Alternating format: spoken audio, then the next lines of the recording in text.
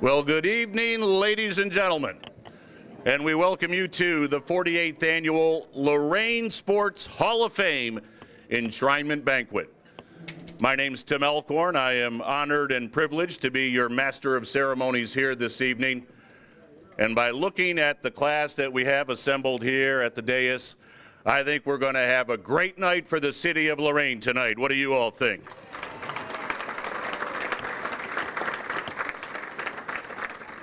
It's great to be here. I was telling a couple of folks, I missed the last 2 years of the Lorain Sports Hall of Fame banquet. The Cleveland Cavaliers did not cooperate with my schedule last year and the year before. They had home playoff games, so I was at the queue.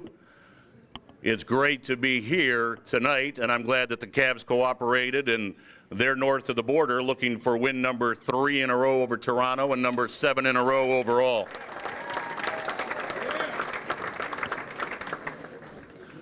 But I digress. I do have a public service announcement for everybody. The bar will reopen for the dinner hour only. The bar will then reopen after the program is completed for your socializing. I realize that's a very important announcement here tonight. Everybody get that about the bar? It will reopen during dinner and then reopen after the ceremony for socializing. Also, we do have a special request of everyone for those of you that have your cell phones here tonight. And my guess is in today's society, that's 100% of you out there. If you could please turn your cell phones off, or at least turn those cell phones to a silent or vibrate mode, that would be very much appreciated. So my guess is everybody is hungry. My guess is everybody is ready for the program to begin. And so to kick off our festivities tonight, we would first like to have the singing of our national anthem, to be sung once again by Marlene Karpinski. So Marlene, if you could come forward for the singing of our national anthem, and if everyone could please rise.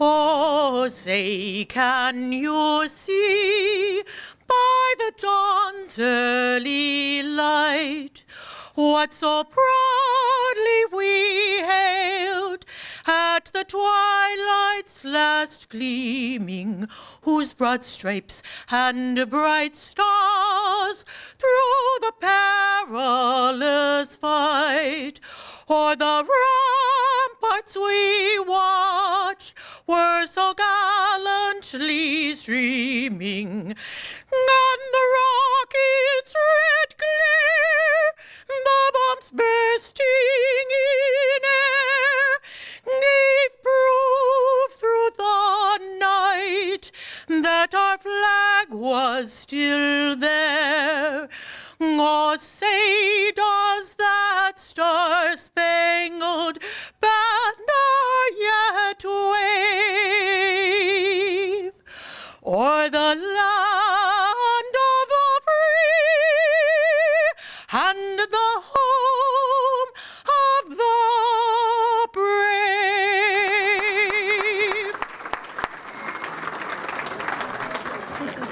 Thank you. Great job, Marlene. Thank you very much.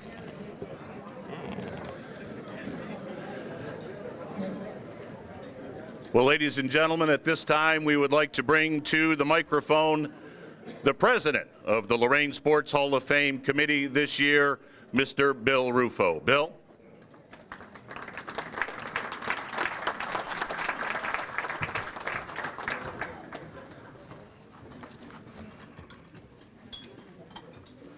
Thank you.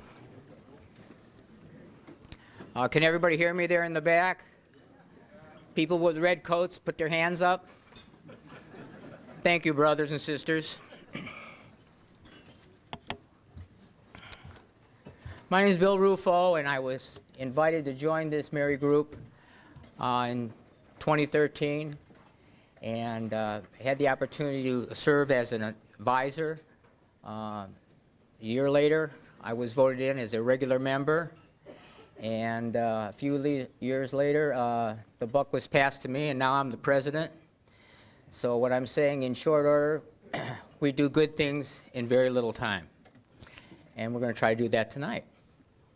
I'm very excited to be here. As you can see, our front tables are loaded with the type of personalities and skills, determination that Lorain is all about. I couldn't be prouder tonight. With humility and a real sense of pride, I express a heartfelt welcome to all that are gathered here tonight.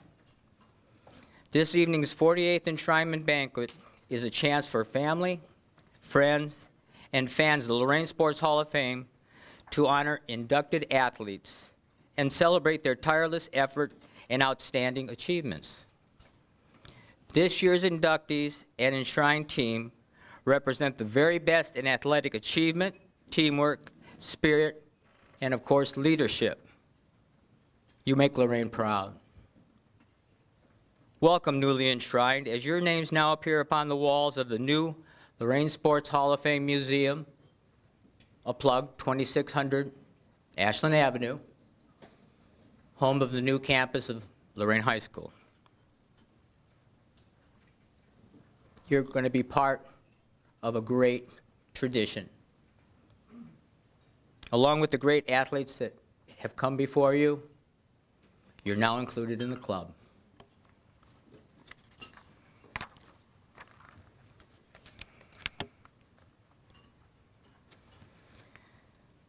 At this time, I'd like to point out the people that are in the red coats, okay? You get a chance to mix and mingle with these people. You're going to find out life is worth it as an athlete. Life is worth it as a supporter. Life is worth it as a coach. Life is worth it as a trainer. The sporting life is all about confidence, and you'll see that tonight. We're going to have some great stories, some great food, and some great times. At the head table here, we have Reverend Craig from St. Peter's Church here in Lorain. Will you stand, please?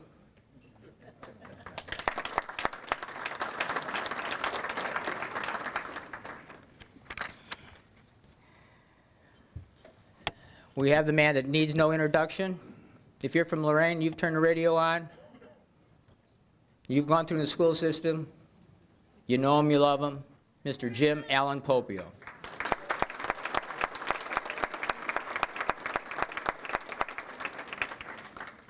You've already met Marlene and her singing talents.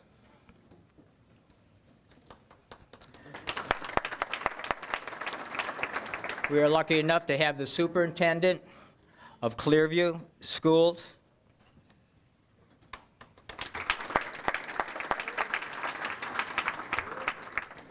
representing the superintendent of Lorain City Schools, my friend, Steve Sturgill.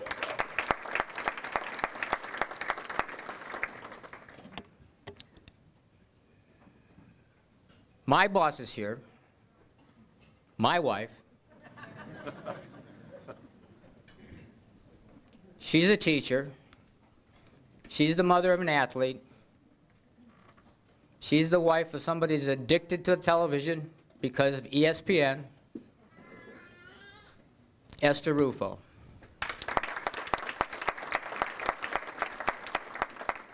No function in Lorain would truly be complete without our mayor,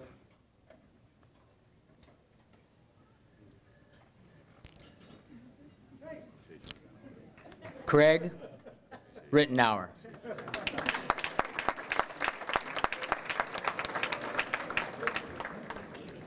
Okay, I think I got it. Made you wait, didn't I, Mayor?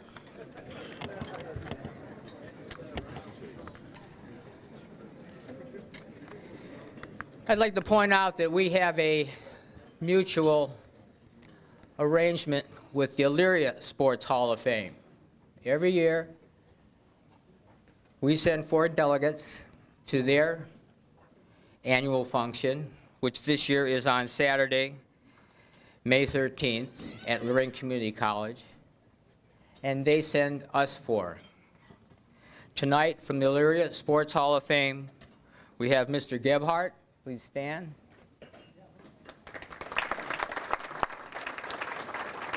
Mr. Wilson. Mr. Dixon. And a friend of the family, Mr. Reeser.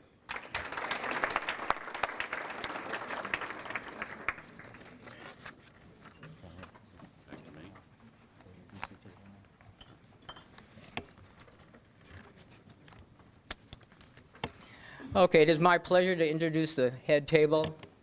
We're going to start at my far right. From Lorain Catholic, known for the game of basketball, Mr. Mike Horn.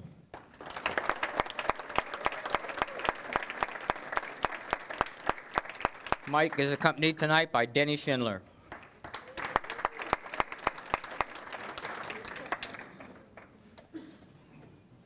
Second in the regular category, from Lorain High School,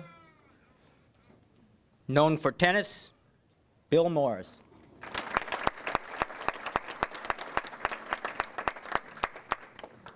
Bill has brought Mr. Jim Beatty as his guest. Welcome, Jim. From Lorain Catholic, known for her prowess on the volleyball courts, Meredith Furr Bingham.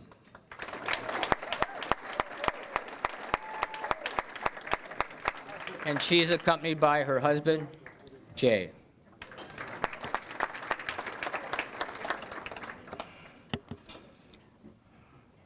Oh, hey, here's a kid from CYO. I recognize the name. Lorain St. Peter's CYO football player, Matt Wilhelm.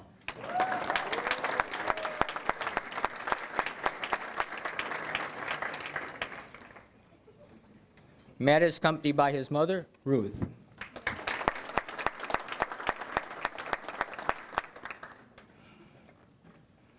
Lorain Catholic, and known for golf, David Emmerich.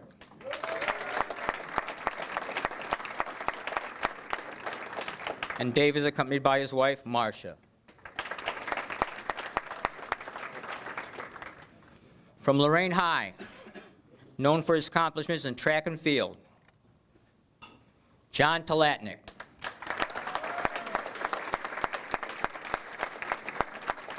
John is accompanied tonight by his son, Chad.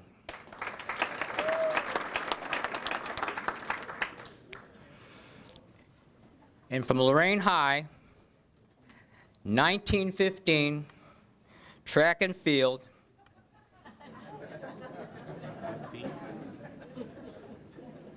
we have Norris Sinclair, deceased. He is the last in the regular category. He is represented by his nominator, Paul Hasey.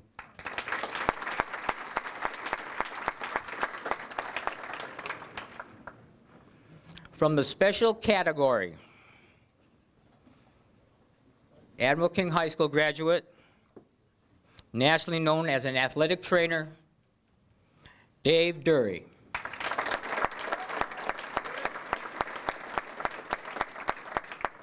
He's accompanied by his daughter, Gabrielle.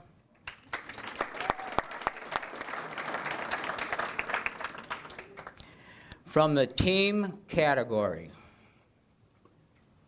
the 23-4 State Final Four team, Lorain Admiral King High School, 85-86 basketball. Represented by Coach Mitch Gillum and David Cannon.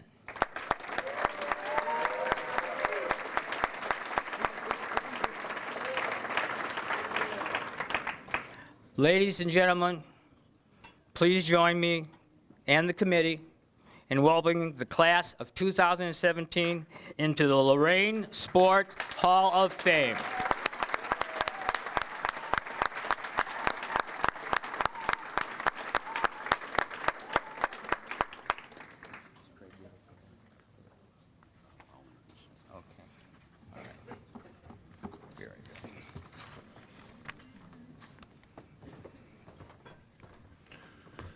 Thank you, Mr. Russo.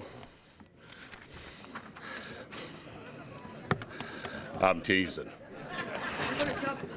I'm teasing. Yes. Well, we'll have Craig up here in a minute.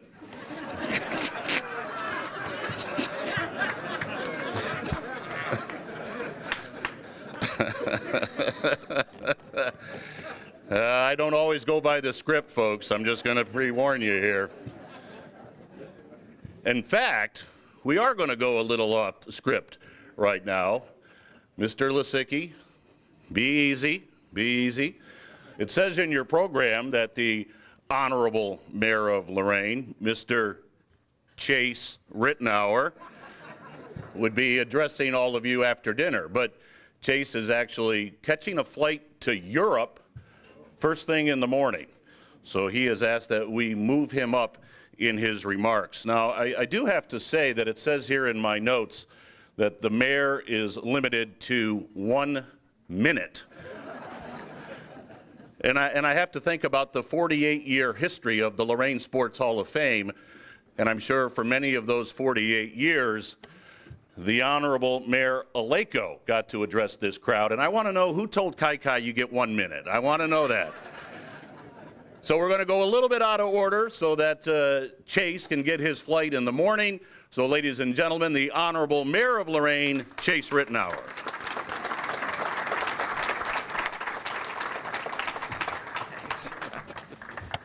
Funny thing about those flights, it's more about my 1-year anniversary, and we don't want to make her mad. So that's the key thing. Happy wife, happy life. I've learned that one quickly. But anyway, Lisicki, wherever he's at, said I had 2 minutes. So we'll split the difference. I guess he's got 2, and the timer's out. Rufo over here forgot my name. I know I'm called many different names in households in the city, depending on the issue of the day, but it's all good. It's all good.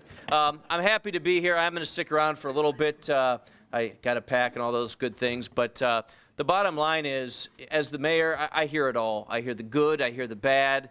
Too many potholes. What are you doing with my garbage cans? Come on, man. When I walk into this room, all of those issues, all of the challenges, you know, I'm reminded why you get up every morning and you do this job, because the people up here with me and in this audience, to me, embody and exemplify what this community is. Lorain is a tough town. We have been through a lot, but we always find ourselves getting back up. We're tough, we're tenacious, and the people on this stage, not just during their academic careers and their sport careers, but in life, I think really resemble that Lorain spirit, and it's a spirit that those who reside in the city still today embody, but it's a spirit that no matter where these people go and end up in life, I can't go anywhere without hearing a Lorain story. Hey, you know, I remember back, you know, when King was playing ball, it was great times in Lorain. Or fast forward to today with the sports feel and history of the present, I would argue really apparent in the city through these last few football and basketball seasons. It's just that feel of the city, and not every city does this. I'm in many mayors groups and organizations. There's a lot of cities that don't take the time to remember those and thank those and commemorate those who came before them, who really contributed to the city's well-being as a whole. We do it in Lorain. It's what makes us special. So on behalf of the city of Lorain, to everybody up here, a heartfelt congratulations and thank you for all you've done for the city. And thank you for everybody's in the audience tonight. Appreciate it.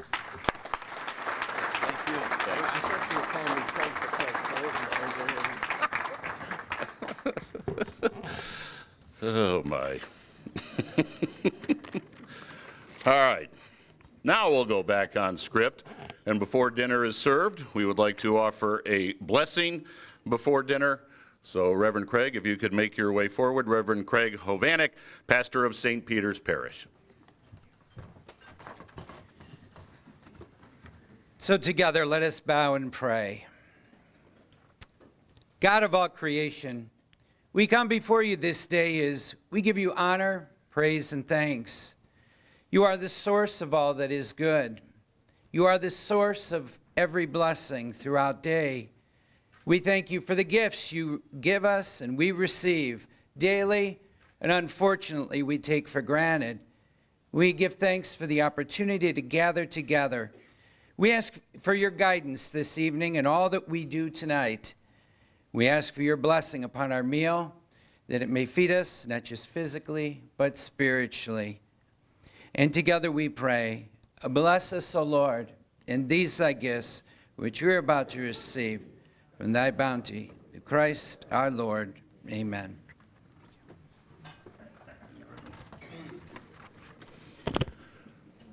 Thank you, Reverend. So dinner will now be served. We look forward to a wonderful meal, and then obviously a tremendous night with our class of 2017. So we thank you for your attention.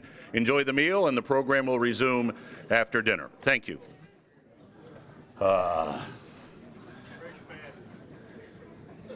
you thought I was just a radio guy. See? I have my own DJ business too, not that I want to plug that here tonight. So before we get started, ladies and gentlemen, how about a great big round of applause for the folks here at DeLuca's for the wonderful meal.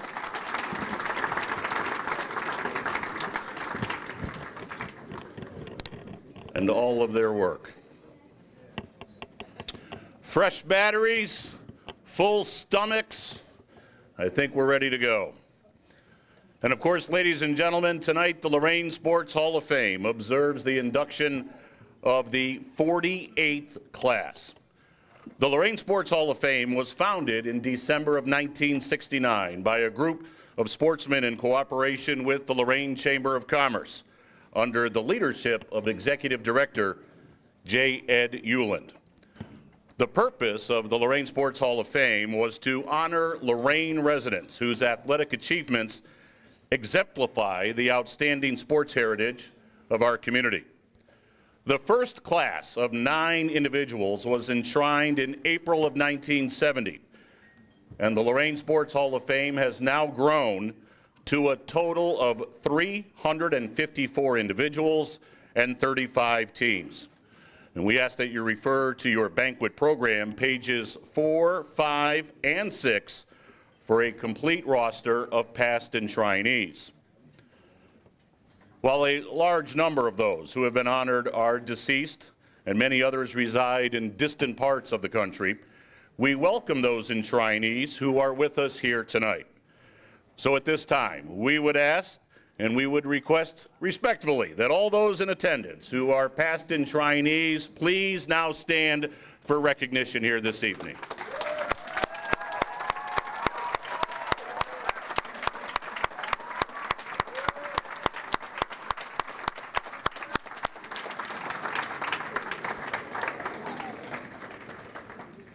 And of course, the committee of the Lorain Sports Hall of Fame appreciates the continuing support of all the past enshrinees.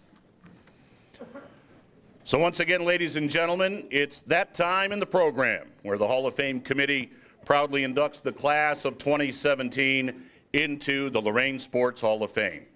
Tonight, we induct 8 athletes whose athletic achievements have earned them recognition, and 1 team whose achievements brought fame to their school's basketball program. I might add that these inductees were nominated by the general public. And with that said, if any of you believe that there are individuals or teams who deserve consideration for future induction into this Lorain Sports Hall of Fame, it is up to you to obtain and submit a nominating application to the committee. Application forms are available from any committee member or at the museum, and also they are available on the website. We suggest that you read the complete achievements of each inductee, which you will find in their biography in the program book, because my introductory remarks are condensed and relatively brief. So are we ready? Oh, come on. Are we ready to listen? If I'm going to stand up here and do this, you got to get excited about this program here tonight. This is a great class. This is a phenomenal class.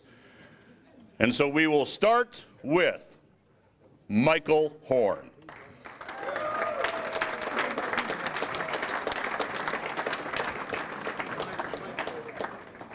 Michael Horn leads off the regular category. Inductees from the regular category are those individuals who have demonstrated outstanding athletic ability and achievement at their highest level of competition. So leading off tonight is indeed Michael Horn, who was an outstanding 3-year starter for the Lorain Catholic Spartan basketball team. Mike was a team leader in scoring and assists as a senior on the 1976 team that compiled a brilliant 25-1 record, losing to Dayton Roth 82-81 in the state finals championship game. Mike went on to play at Henderson, Texas Junior College on teams that compiled a 58-8 record during his 2 seasons of play. After graduating from Cleveland State University, Mike was a teacher in the Fireland School District, and in 1995, Mike joined the basketball coaching staff. Mike served as the head basketball coach at Firelands High School, winning the Lorain County Division II Coach of the Year honors in both the 91-92 and the 92-93 seasons. So, ladies and gentlemen, let's welcome Michael Horn into the Lorain Sports Hall of Fame.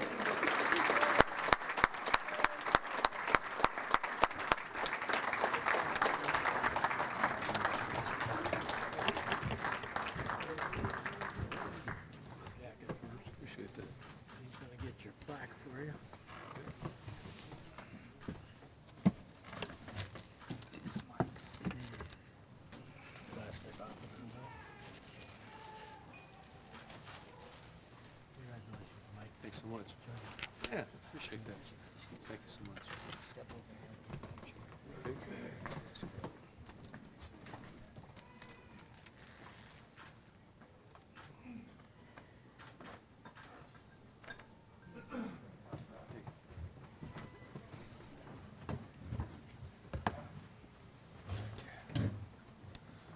Is it on? Okay, sounds like we got some air here. Well, all right, thanks. First of all, I want to thank all of you for being here tonight, honoring all of us up here. I'm humbled, I'm thankful, and grateful. I'm also blessed to be part of this enshrinement. I'm absolutely thrilled to have this opportunity to say how thankful I am to the people who need to hear it the most. The people who need to hear it the most are my parents, Daryl and Elaine Collins. They have always put me first. Their love, caring, commitment, and dedication have been incredible. They have always made sure that I was fed, clothed on time, and extremely generous throughout my entire lifetime. I love you very much. Words cannot possibly express or say enough how I feel about you. To all my coaches who gave me guidance, discipline, structure, advice, encouragement, and direction in life. To all the players who I coached, your efforts and perspiration and work habits were to make you stronger and better people. To my aunts and uncles who always showed excitement and enthusiasm and took an interest in the things I love to do. To my cousins, specifically Gary Howe, who helped me get my life back together and helped me keep my mind and my body in tip-top shape.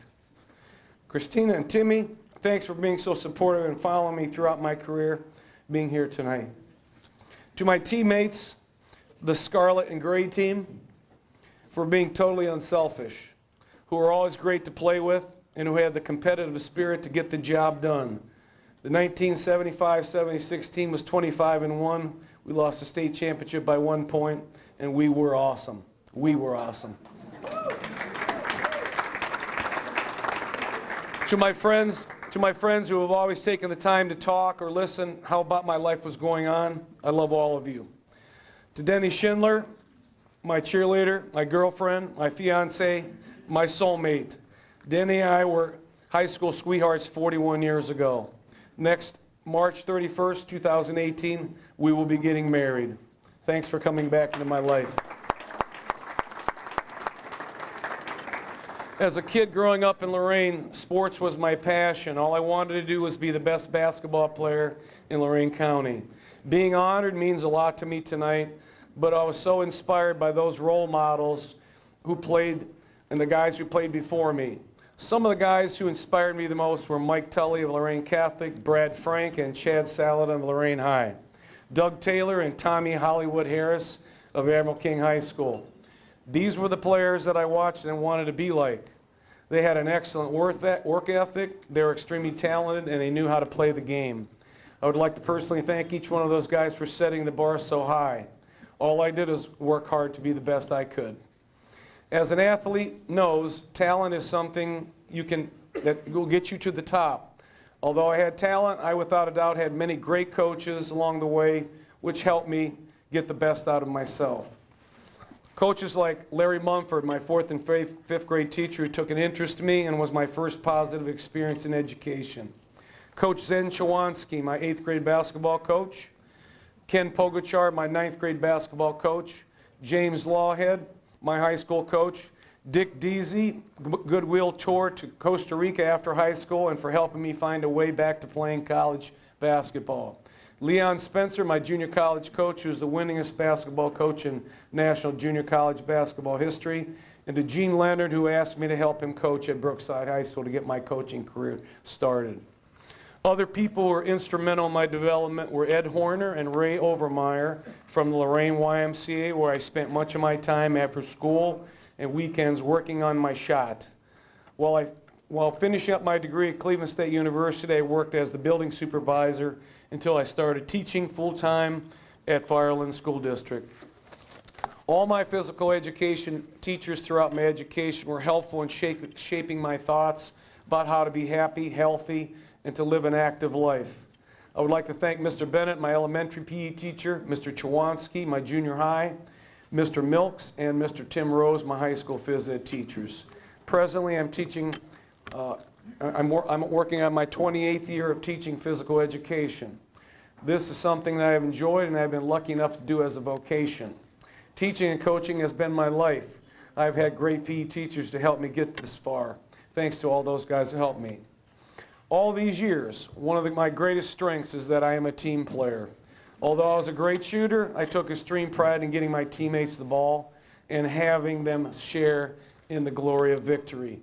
Coach Lawhead's motto was his teams are in good condition, execute the fundamentals, and play as a team. Coach, I've never forgotten that philosophy. Thank you. You have been there for me throughout my entire life. You've not only been a coach to me, but a lifelong friend. I love you. I've loved being a part of your family as well. I always enjoy talking with your sons and daughters about you. Jimmy, Matt, and Barbara, I am so glad you can make it tonight. Lately, I've been reflecting about my teaching and coaching career. Will I leave the world a better place? I think I will. I've had the opportunity through sports to have a positive impact on students' lives and futures. I've seen my students become teachers, superintendents, lawyers, and doctors, as well as productive members of society. In closing, I would like to share a poem that my grandmother, Helen Wingard, told me was a good guideline for me to follow while I was to be a good man, if I was going to be a good man. The poem is called The Man in the Glass. When you get what you want in your struggle for self and the world makes you king for a day, just go to the mirror and look at yourself and see what that man has to say. For it isn't your father or your mother or your wife whose judgments upon you must pass. The fellow whose verdict counts most in your life is the one staring back from the glass. You may be like Jack Horner and chisel a plum and think you're a wonderful guy, but the man in the glass says you're only a bum if you can't look him straight in the eye. He's the fellow to please, never mind all the rest, for he's with you clear to the end, and you've passed your most dangerous, difficult test if the man in the glass is your friend. You may fool the whole world down the pathway of years and get pats on the back as you pass, but your final reward will be heartache and tears if you cheated the man in the glass. The meaning to me is that we must make the best of the ability God has given us. We have to do the things that are right rather than those that make us look good or make us popular. I have had disappointments and I have had much success. I have embraced all of it. And I have become a better person for my experiences, both good and bad. And I stand here today, I can honestly say, I am humbled when I look at that man in the glass. Thank you, Grandmother Helen. Ladies and gentlemen, thank you for all being here tonight. Keep exercising, keep eating healthy, and please continue to practice those positive behaviors in your lives. I love each and every one of you. Thank you very much.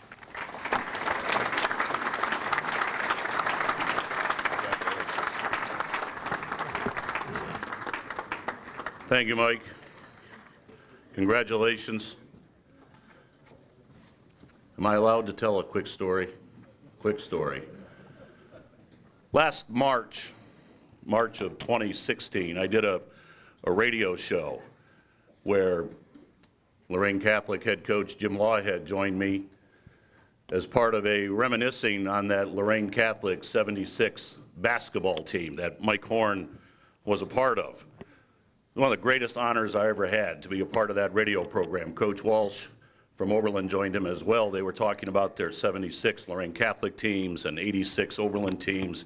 I know we're going to hear later about the 86 Admiral King team.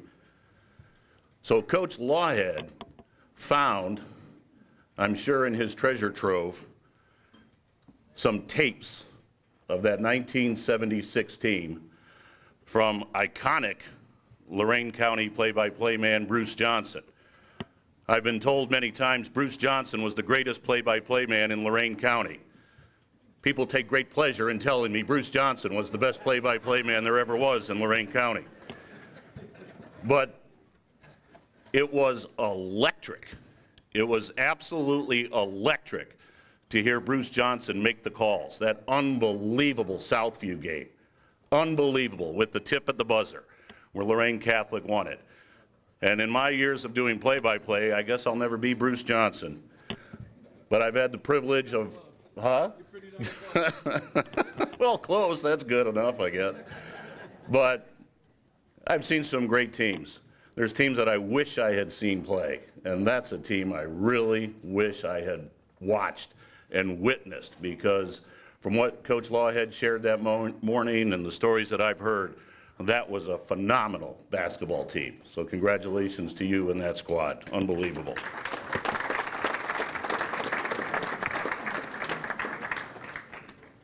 Told you I'd go off script once in a while. So are we ready for our second inductee? Our second inductee from the regular category is Bill Morris, who excelled in tennis at Lorain High School.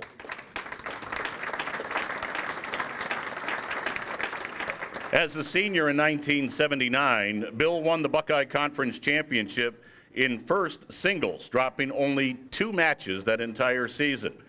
He was honored by the Lorain Tennis Club, being named the most outstanding boys tennis player in the city. In the early 1980s, Bill won numerous championships in men's singles and mixed doubles in the competitive Lorain City and Lorain International tournaments. In 1996, Bill was ranked #1 in the United States Tennis Association Northeast 35 and over doubles category and 5th in the singles category. Ladies and gentlemen, please welcome Bill Morris into the Lorain Sports Hall of Fame.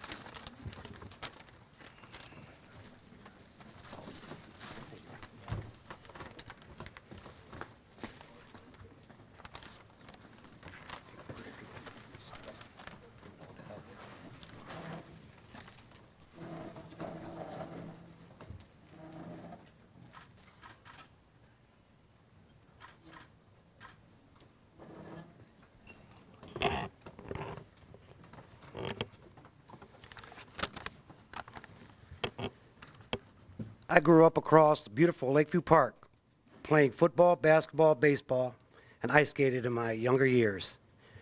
I'm one of 5 children, 2 younger twin brothers, Bob and Rick, 2 older sisters, Debbie and Linda. We were raised by my mother, Darlene, who is no longer with us. She was a hardworking lady who sacrificed a lot for her kids.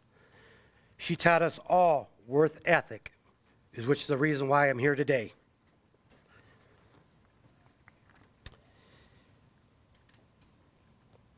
My sophomore year is when I began to play tennis. I would hit against the wall at Lakeview School before I even went on a tennis court. I decided to go out for the tennis team my sophomore year, where I met Coach Therm Riddle. Therm taught me the proper techniques to hit a tennis ball. Going into my junior year that summer, I would play from sun up to sundown, hitting with anybody who would hit with me.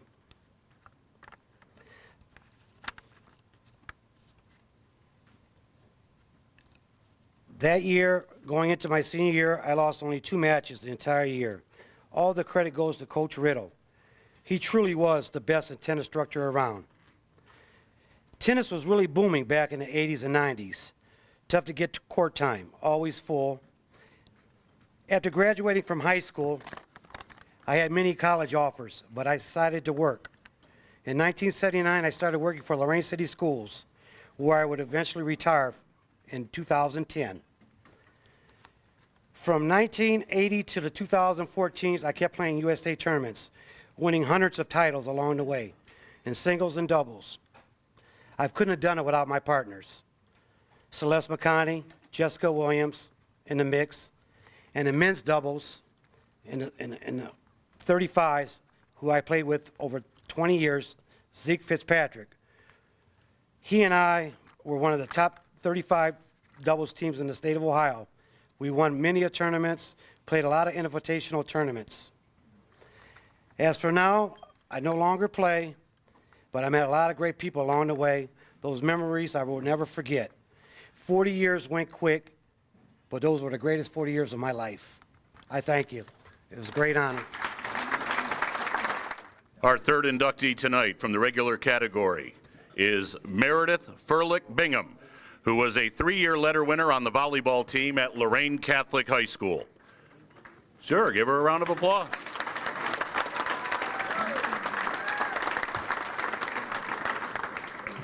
Meredith's leadership and athletic talent earned her the reputation as the Spartans' all-time passing leader and ranked 2nd in kills. As a sophomore, she earned honorable mention All-District. Honors continued as a junior, with selection to the All-County First Team and All-District Team, as well as numerous team awards. Senior year awards were numerous, including being selected Division IV District Player of the Year, All-County First Team, as well as Team MVP. Meredith accepted a full volleyball scholarship from NCAA Division I Tennessee Tech University. She continued her stellar play in the Ohio Valley Conference, receiving several awards as a freshman and sophomore. During her junior year, Meredith led all NCAA Division I players nationwide with a 5.19 digs per game and guided Tennessee Tech to their first OVC championship and NCAA tournament appearance. Upon completion of her senior year, Meredith was only the 2nd OVC player to be named to the All-League team for 4 consecutive years. Ladies and gentlemen, let's welcome Meredith Furlick Bingham into the Lorain Sports Hall of Fame.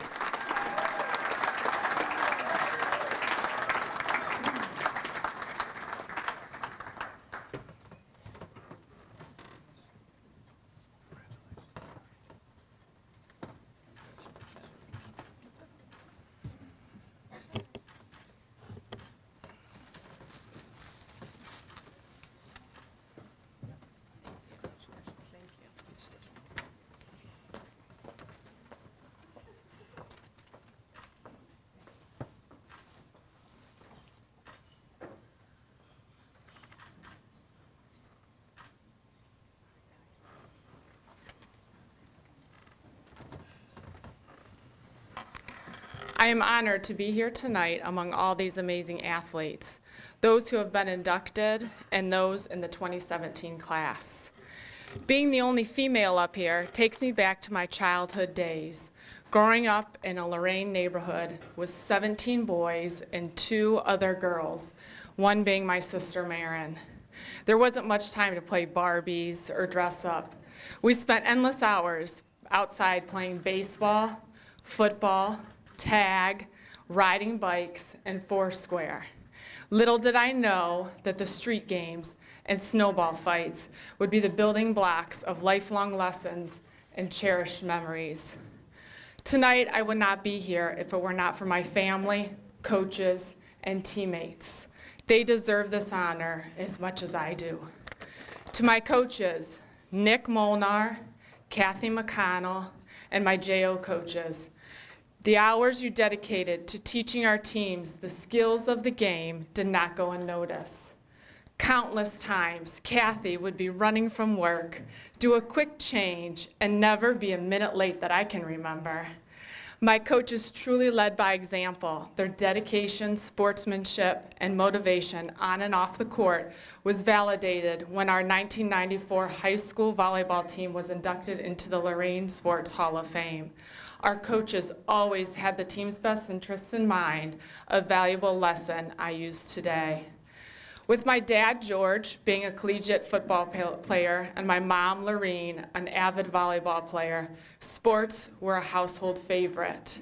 At an early age, my mom would take my sister and me to the Lorain YMCA to watch her play volleyball.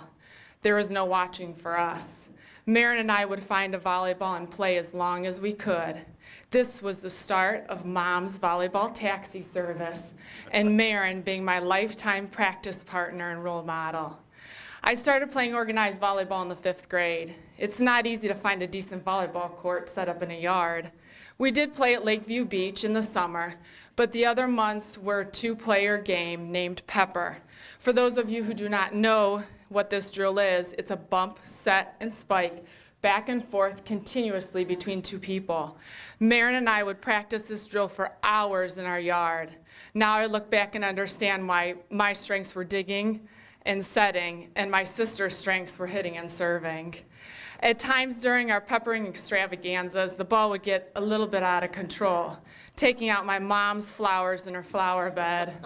We would get, "Girls, you know you're going to plant more flowers." Our response to our mom was, "You can buy even more flowers with the money you and Dad saved up for college tuition when we get full rides." The hard work and determination paid off. I'm not sure she went crazy buying flowers, but I do know that a favorite gift to our mom for Mother's Day is flowers. Dad, on the other hand, was our lifting and drill coach. We spent endless hours in the basement doing calisthenics, at the track, at River Edge, lifting weights. Thank you, Dad, for always pushing me when I was looking for a way out, which wasn't very often, right? Thank you. My sister was more disciplined than I was, a reason why I looked up to her. My mom, dad, and sister share in this award as they were the ones who taught me how to deal with adversity and failure, and always there to encourage me and help me achieve my goals and follow my dreams. For me, what began as a 2-person sport evolved into a 12-woman team. Being on a team has taught me to work well with others, understanding that we may all have a difference in opinion and settling on a common goal, hoisting others up when they need a boost, adapting to change, loyalty, and it's not about me. My life now is not much different from my childhood days in our Lorain neighborhood, except for now, I'm living with 4 boys, always at a sporting event, and I would not give it up for anything. Through life experiences as a daughter, sister, wife, and mother, I have learned it's not about me. I am trying hard to teach this to my boys, but at their age, it is tough, and I know I did not understand it at their age. Ask my parents. To my parents, sister, and husband, now that I'm wiser, I am hopeful I am practicing what I am preaching and leading by example that it is not about me. The numerous sacrifices you have made for me have not gone unnoticed. They have been the building blocks of my success, not only in sports, but life itself. Thank you for teaching me the importance of sacrifice, hard work, and loyalty. You have made a difference in my life and now have challenged me to make a difference in others. We all need to take a step back and acknowledge those who have made a difference in our lives and go out and make a difference for someone else. Again, thank you. It is truly an honor to be inducted into the Lorain Sports Hall of Fame.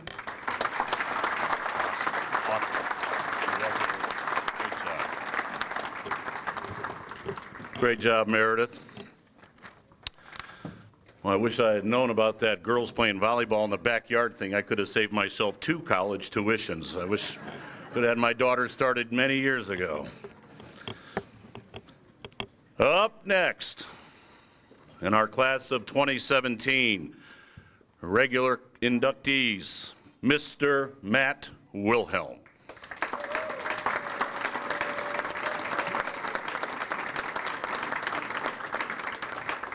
Matt Wilhelm, a Lorain resident, is celebrated as one of the most outstanding athletes in Elyria Catholic High School history. From there, his amazing football career just kept hitting new heights, including a college national championship with the Ohio State Buckeyes and a Super Bowl victory with the Green Bay Packers. He was a 3-year football varsity letterman at Elyria Catholic, 2-way starter and 2-time team MVP. Matt was selected All-Ohio First Team, Lorain County MVP, and Player of the Year. Matt indeed was recruited by Ohio State and accepted a full football athletic scholarship. There, Matt was a 4-year letterman.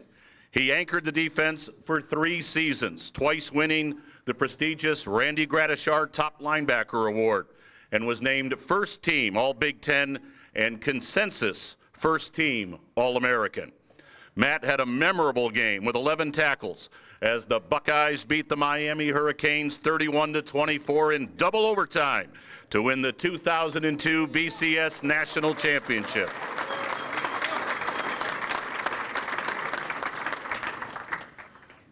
I'm not done. You just shortened Matt's speech on him, but that's all right. Matt played 8 seasons in the NFL. He spent 6 seasons with the San Diego Chargers and topped off his career with the 2010 Super Bowl title with the aforementioned Green Bay Packers.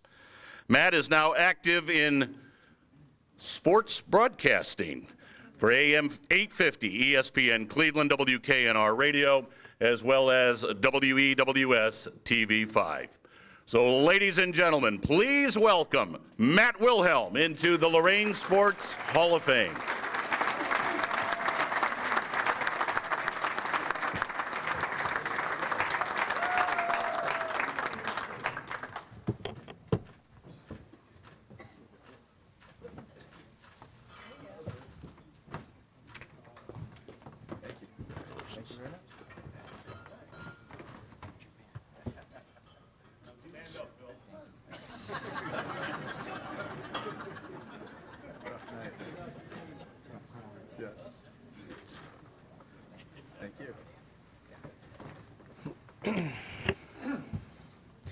Well, first off, thank you very much. It is an honor and a humbling experience for me to be in a room with such a great group of athletes. To be a part of it is something I have been a part of, and something I am so humble to call myself a Sports Hall of Fame enshrinee here in the great city of Lorain. And my speech, kind of like what Meredith had just said, it's not about me. I am a sum of many, many parts. A lot of it is my family, a lot of it's the support system that I've been ingrained with since I was a young boy. So first off, I just want to thank God for blessing me with the talent to go out and do something that I love. That's what sports started off for me, was just going out in the backyard and throwing the ball around with my 2 brothers. And as a lot of us knew growing up, it's when the street light came on, you knew it's time to get your tail back towards 939 West 29th Street. And get in that house and get ready for bed. And secondly, I thank God for putting all the amazing people that I'm going to thank tonight in my life, because you were there for a reason, and you served the right purpose at the right time in my life to help me get where I am. I want to thank my parents, for Roger, who's here, and my mother, who's with me up front, for all the sacrifices. To drive me all over the great state of Ohio to camps and to AAU basketball practices and games, and with all the sports that I played, they made all the sacrifices they needed, and I always say they not only gave me what I needed, they gave me what I wanted. And so for them, I'm forever grateful. I want to thank my wife, who's not here tonight. She's actually in London, England today. But for all her support, because she helped push me not so much as an athlete, but as a person, to make me the well-rounded individual that I am today, and also pushes me to be the father that I am today, which leaves me as an opportunity to say hello and to say I love you to my two amazing children, Gianna and Mason, who are here tonight. And they inspire me every day, and I hope that I walk the walk as a father and as a citizen in humanity that makes them want to be better people. And I just want to say that all my family members who are no longer with us in the Wilhelm Mahalik family, they helped mold me and shape me, because the one thing that I always said as an athlete, that it wasn't so much really ever about me. I represented something bigger than myself. I represented that Wilhelm name on the back of my jersey. I represented the city that I represented, which I'm being enshrined into their Hall of Fame tonight, which is ever so humbling. So I thank you for that. Now comes my coaches and teammates along this amazing journey. Summers, who's in the building tonight, Jim Busey, Ron Mancini, for my baseball coach, Coach DiTilio, Coach Joe Corio and his wife Annette, who've supported me since I was a 5th grade young boy at St. Peter's of Lorain. Jim Tomsick, Rob Zidek, Dave McFarland, Chris Diaz, Bob Wolf, Fred Puggich, John Cooper, Jim Tressel, Mark D'Antonio, Mark Snyder, Marty Schottenheimer, Greg Minuski, John Pagano, Steve Crosby, Wade Phillips. Your mentorship and guidance, and also even just the time that you put into the athletes.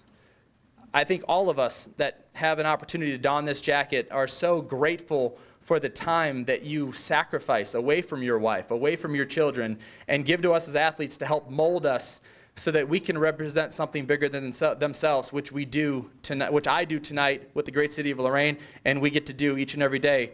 I want to thank St. Peter's of Lorain, Elyria Catholic, the Elyria Sports Hall of Fame for your induction. And then, like I said, the one thing that I go back to time and time again, just a story tell for a quick minute, was in winning the national championship, as Tim said, the first camera and microphone that showed up in my face on the biggest stage I've ever played on in my entire life, winning the greatest championship I could have ever won. After 38 years, we bring a national championship back to the great state of Ohio. And I uttered the words, this is for South Lorain, this is for Lorain, this is for all the people back in Lorain watching me and supporting me, and my parents, because there's just a toughness that you get coming from Lorain. We're counted out in so many directions that we have to overcome and supersede all those things. And with that, it became a chip on my shoulder. So yes, I didn't go to one of these schools up here, but the one thing that never left me, even in Elyria Catholic uniform, is I was at my core a kid from Lorain. And that is something I will never forget. And so many people ask me, and congratulated me tonight on making this, Hall of Fame. And I just want to share with you guys what the Hall of Fame means to me. The Hall of Fame means to me, such a great honor, and to know that I'm not the first. That my grandfather, Al Kunzel, many, many years ago was inducted into this Hall of Fame. And to know that it was represented, and to see at my parents' house, which it still is on the wall right now, his plaque on the wall, and to know that I now have one is such a great honor.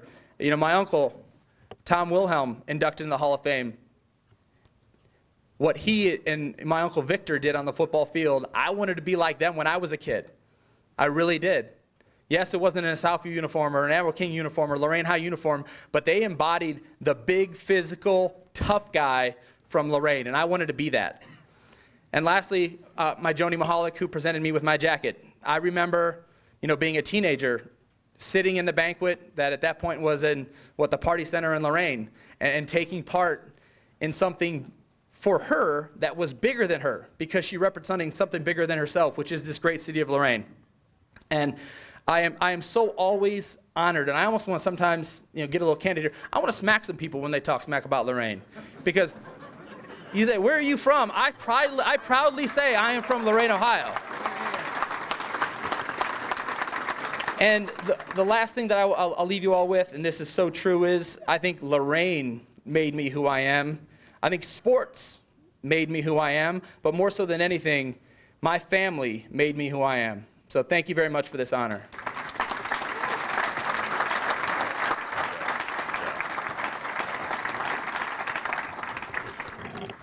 Thank you, Matt. Great job. Good luck on that radio career.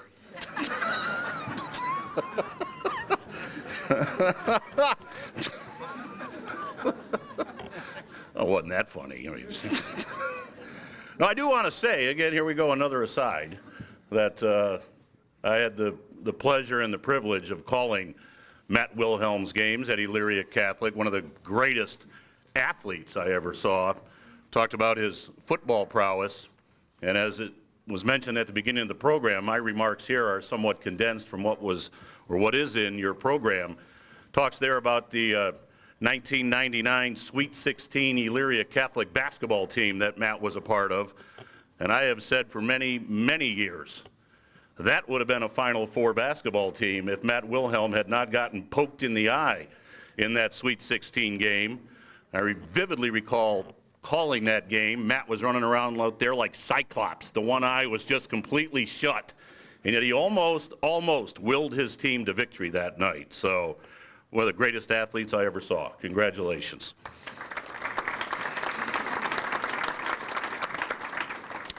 The fifth inductee from the regular category tonight is David Emmerich, who was recognized not only as the top golfer at Lorain Catholic High School, but for all of Northeast Ohio during the period of 1972 to 1975. He was a 4-year letterman, 3-year team captain and MVP, 2-time sectional champ, and district tournament runner-up. He continued his winning ways in amateur golf as Lorain City champion, AAA Lorain County Golf champion, and Lorain County Golf Association Best Ball champ. David relocated to Southern California in 1980 to begin his professional golf career and worked as an assistant pro and later as a teaching professional at several prominent clubs in the San Diego area. He was rated as a top 50 teacher in California by Golf Digest magazine. David was elected to membership in the PGA in 1988 and played on the PGA Mini Tour for 7 years with moderate success. He is president of the nonprofit North County Junior Golf Association, which has programs to make golf accessible for boys and girls ages 5 to 18. David is head golf professional at the Goat Hill Park Golf Course in Oceanside, California. So, ladies and gentlemen, please welcome David Emmerich into the Lorain Sports Hall of Fame.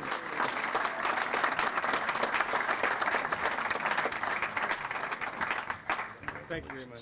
You made me sound good over there.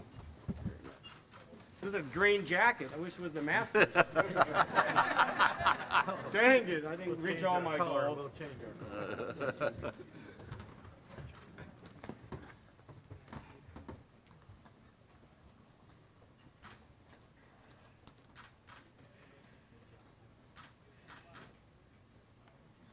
Thank you very much. I was practicing that pose, so I hope you got a good picture of me, because I was working on that in the mirror, you know. I gotta, you know, gotta make sure I look good. A couple of those other ones, but. Wow, what an incredible evening for the Emmerich family. The thank yous begin with my father, Dad, my dad, Al Emmerich, who's here today, 97 years old, World War II veteran.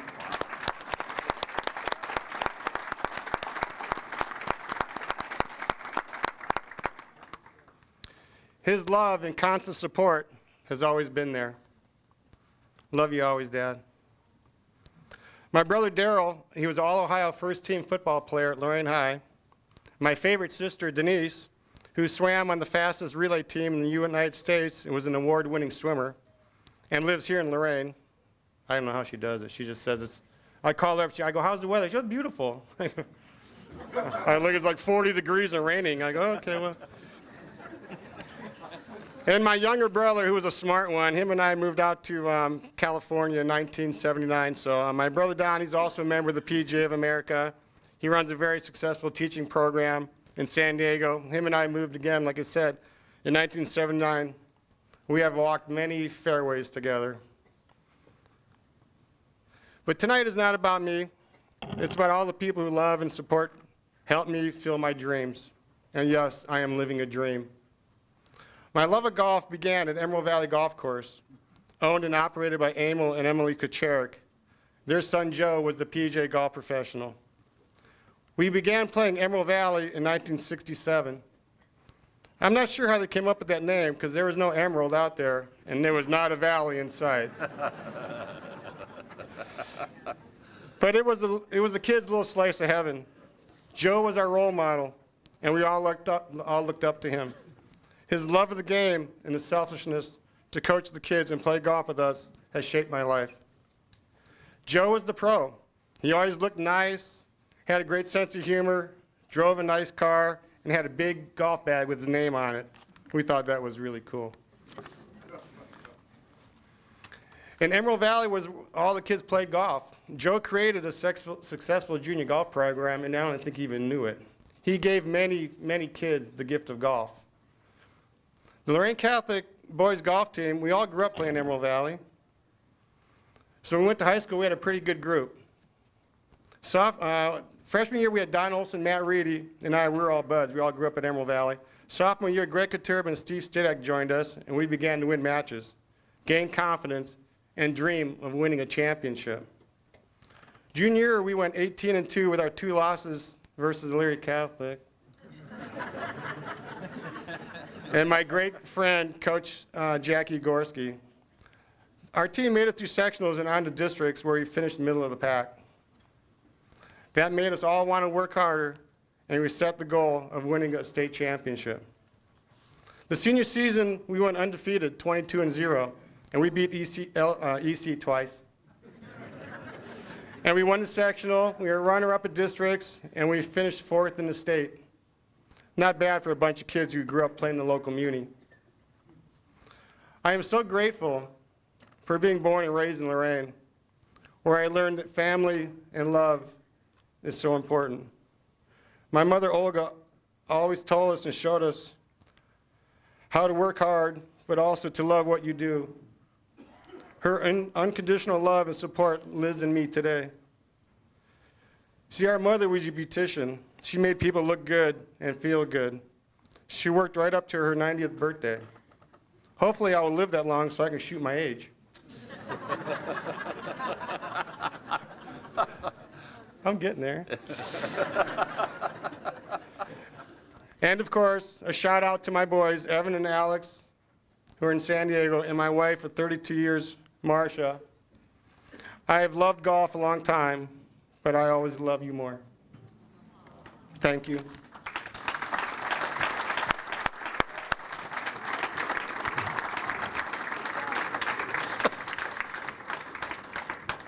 Great job, David. Thank you. Seem to take great pleasure in those victories over Elyria Catholic for some reason. Anybody else beat EC? You want to look at Matt? Hey, we beat EC. Sorry about that EC table back there. Hope your meal was great.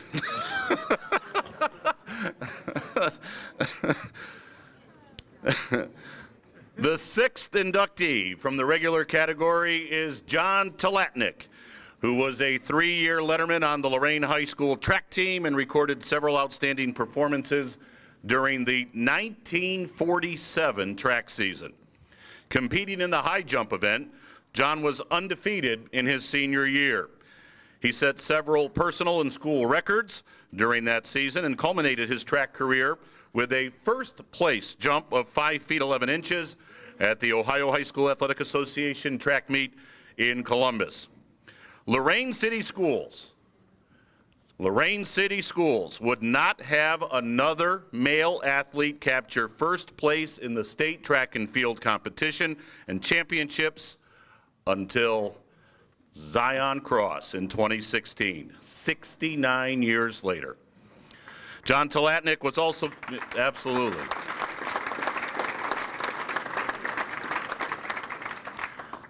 John was also competitive in baseball as a hard-throwing right-handed pitcher who was a 3-year letterman at Lorain High School and later on the Lorain Sandlots as a member of several outstanding teams.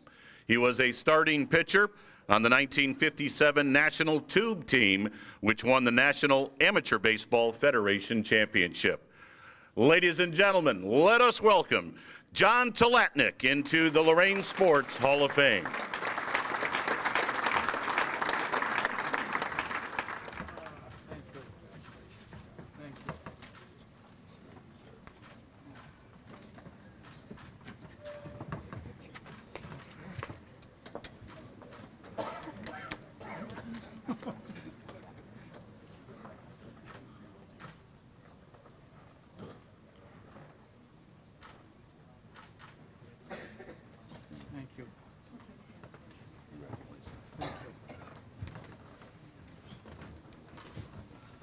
Being an ex-teacher, I need a cheat sheet. It's been quite a coincidence, and I was notified February 15th, which was my 87th birthday.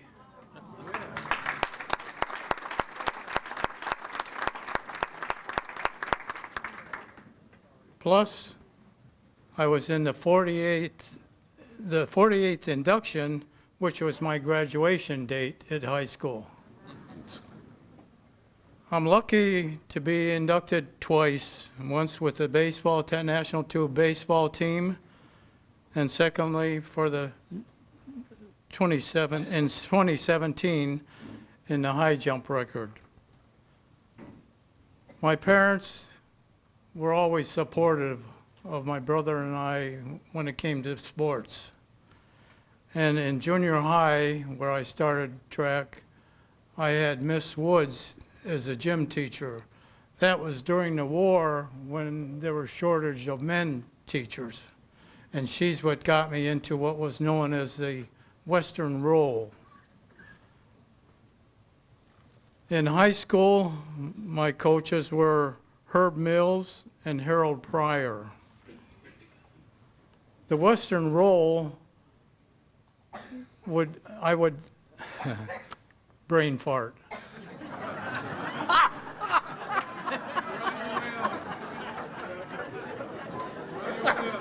That is brain.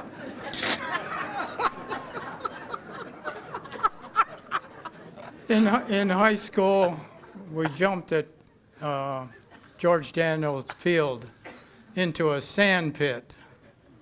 And every day that we'd go and check, we'd have to check to see if it wasn't a kitty litter box or a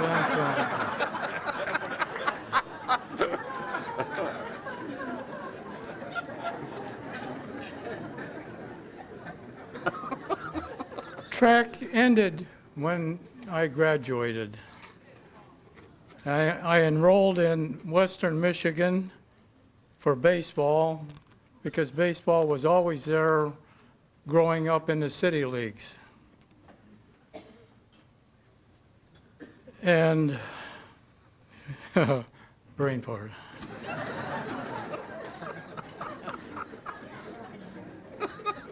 When I went to Western Michigan, the GIs were returning, and we lived in barracks. And one of the things that they mentioned was, make sure you know how to type, because I was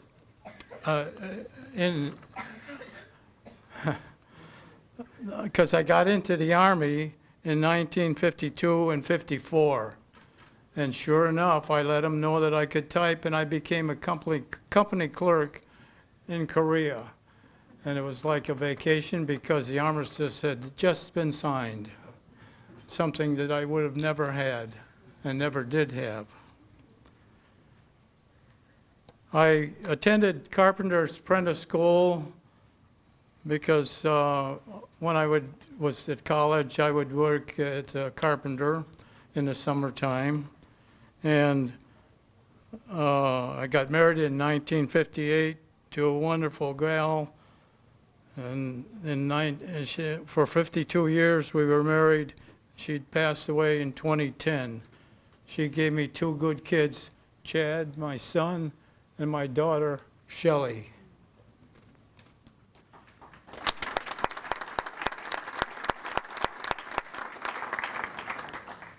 When I attended, then I went back to Kent State for my education courses, and one of the comments that I picked up there was from one of the other teachers that were there, or one of the students, was no kid would ever remove me from my classroom. And that then set my tone for being a disciplinarian. And I taught school at Irving Junior High in 60 to 70 and Clearview from 70 to 88. And I was known as the finger. No, not that one.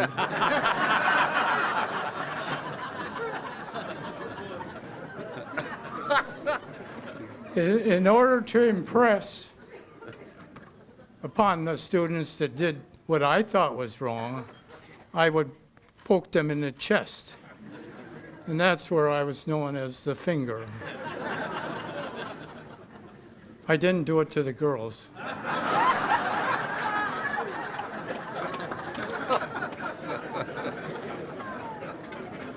And by the way, I'm still doing a little roll. The roll, it's not the Western roll, it's a roll into bed at night and out of bed at night.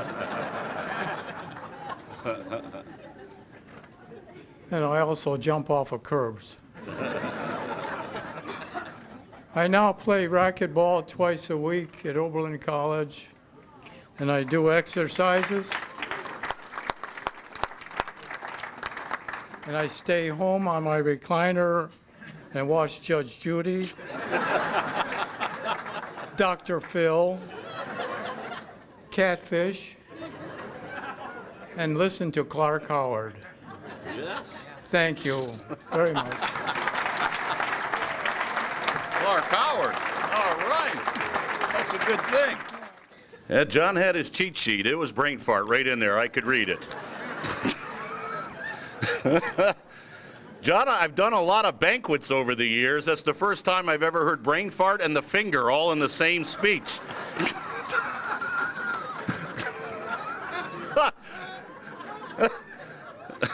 I can't wait to get that age and just say whatever you want to say.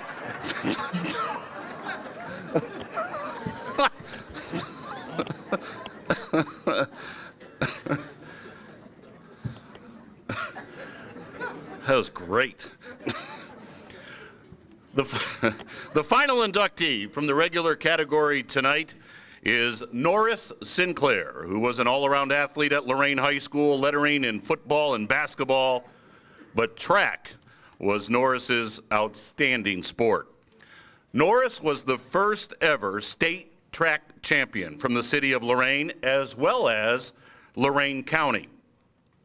In the 1915 state meet, he won the 220-yard low hurdles and set an Ohio record, also winning the 120-yard high hurdles with an incredible time of 16.4 seconds.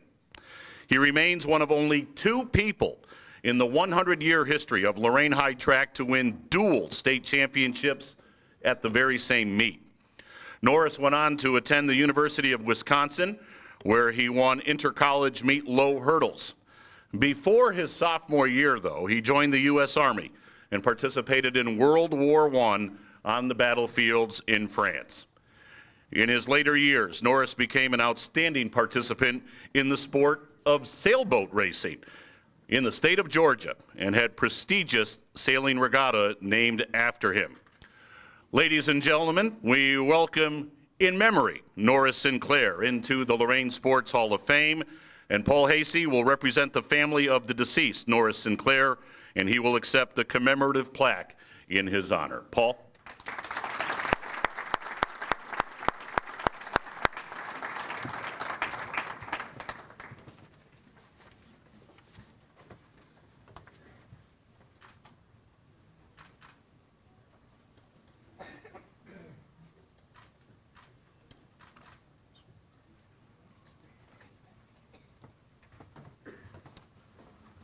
Wow, it's quite an honor to speak on behalf of the Sinclair family. Again, to represent the families of his children, Katie Prestridge and John Sinclair, to honor their father, one of Lorain High's all-time greats, the late Norris A. Sinclair. It's so rare to be first in anything. Sinclair was Lorain County's first ever state track and field champion. Sinclair will always hold this distinction.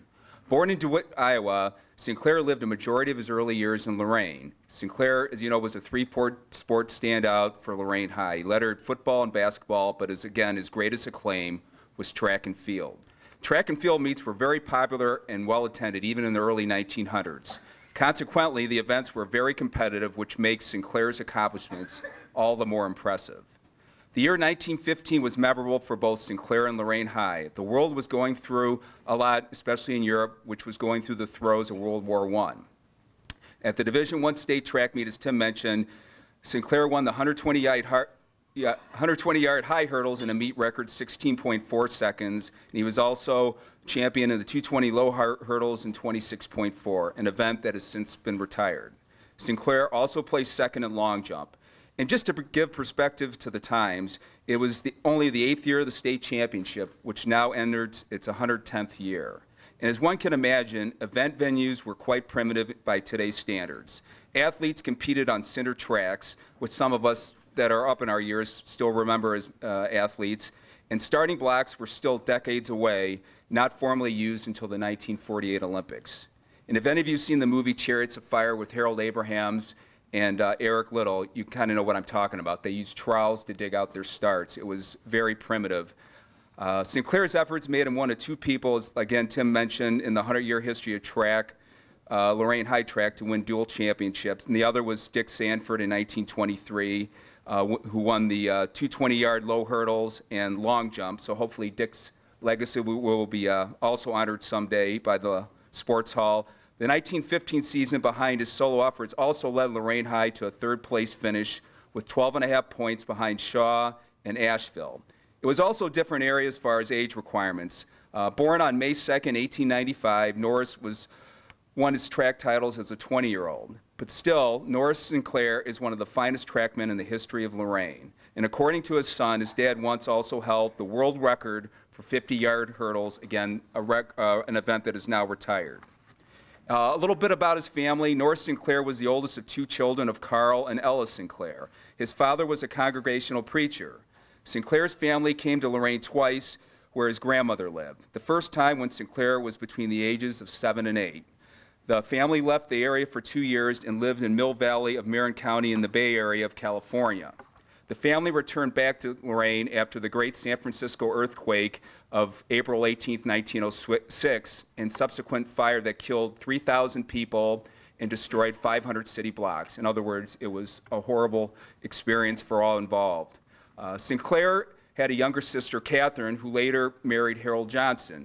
Their children are Tony and Johnson and Judy Polanski, who still live in the Lorain County area. An uncle, Conrad Von Horn, also owned a hardware store in Lorain and was later chairman of the Ohio Republican Party. Norris Sinclair didn't care much for the name of Norris either, according to his daughter. In high school, he was known as Skin. When he was older, he frequently went by Cinny. After high school, Sinclair attended the University of Wisconsin, where he won the intercollegiate low hurdles and won his numerals. And before his sophomore year, as Tim mentioned, he went to World War I and assigned to an artillery unit. His battalion was engaged into the Second Battle of the Marne in France, as well as any other notable battles. And if any of you are familiar with U.S. history, that was a very key battle of World War I. It was the turning of war. When he returned from France, I beg your pardon, backtrack. He remained in France after the war, where he studied to be a drummer because he developed an interest in music. When he did return from France, he attended Ohio State from 1919 to 1923. Using his musical talents, Sinclair played in the Dick Findler Orchestra in Ohio and areas of the Midwest as far west as Chicago in the 1930s. He met and lived with his wife Marion in Cincinnati until moving to Marietta, Georgia, where they lived for 32 years. After the Great Depression, he became a traveling salesman as a Southeast regional sales rep for a company called Duff Norton Manufacturing, retiring in the mid to late 1960s. His territory included the areas like the Carolina coast going over towards Louisville. Sinclair also enjoyed being on the water and being an exceptional sailboat racer. He was a member of the Marietta Country Club and Lake Lanier Sailing Club. His nickname, Old Goat, and a prestigious sailing regatta was named after him. The first place trophy is called the N.A. Sinclair Cup. His sailing accomplishments landed him on the front page of the St. Pete Times and then on the cover of Yachting magazine in 1956. His health was reasonably good in later years, said daughter Katie. He had a bit of dementia. Sometimes, when he was a bit forgetful, he might say, "You guys are going to have to shoot me."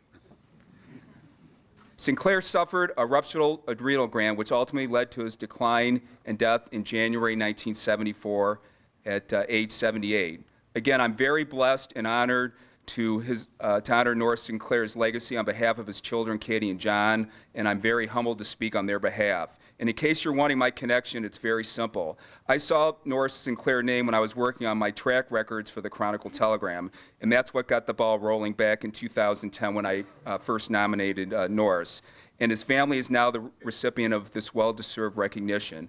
Again, like they encouraged, if you think somebody deserves recognition, it's up to you to kind of put their name out there, and it was really as simple as that, and I'm just so very honored and blessed to honor his family and his legacy. Thank you very much.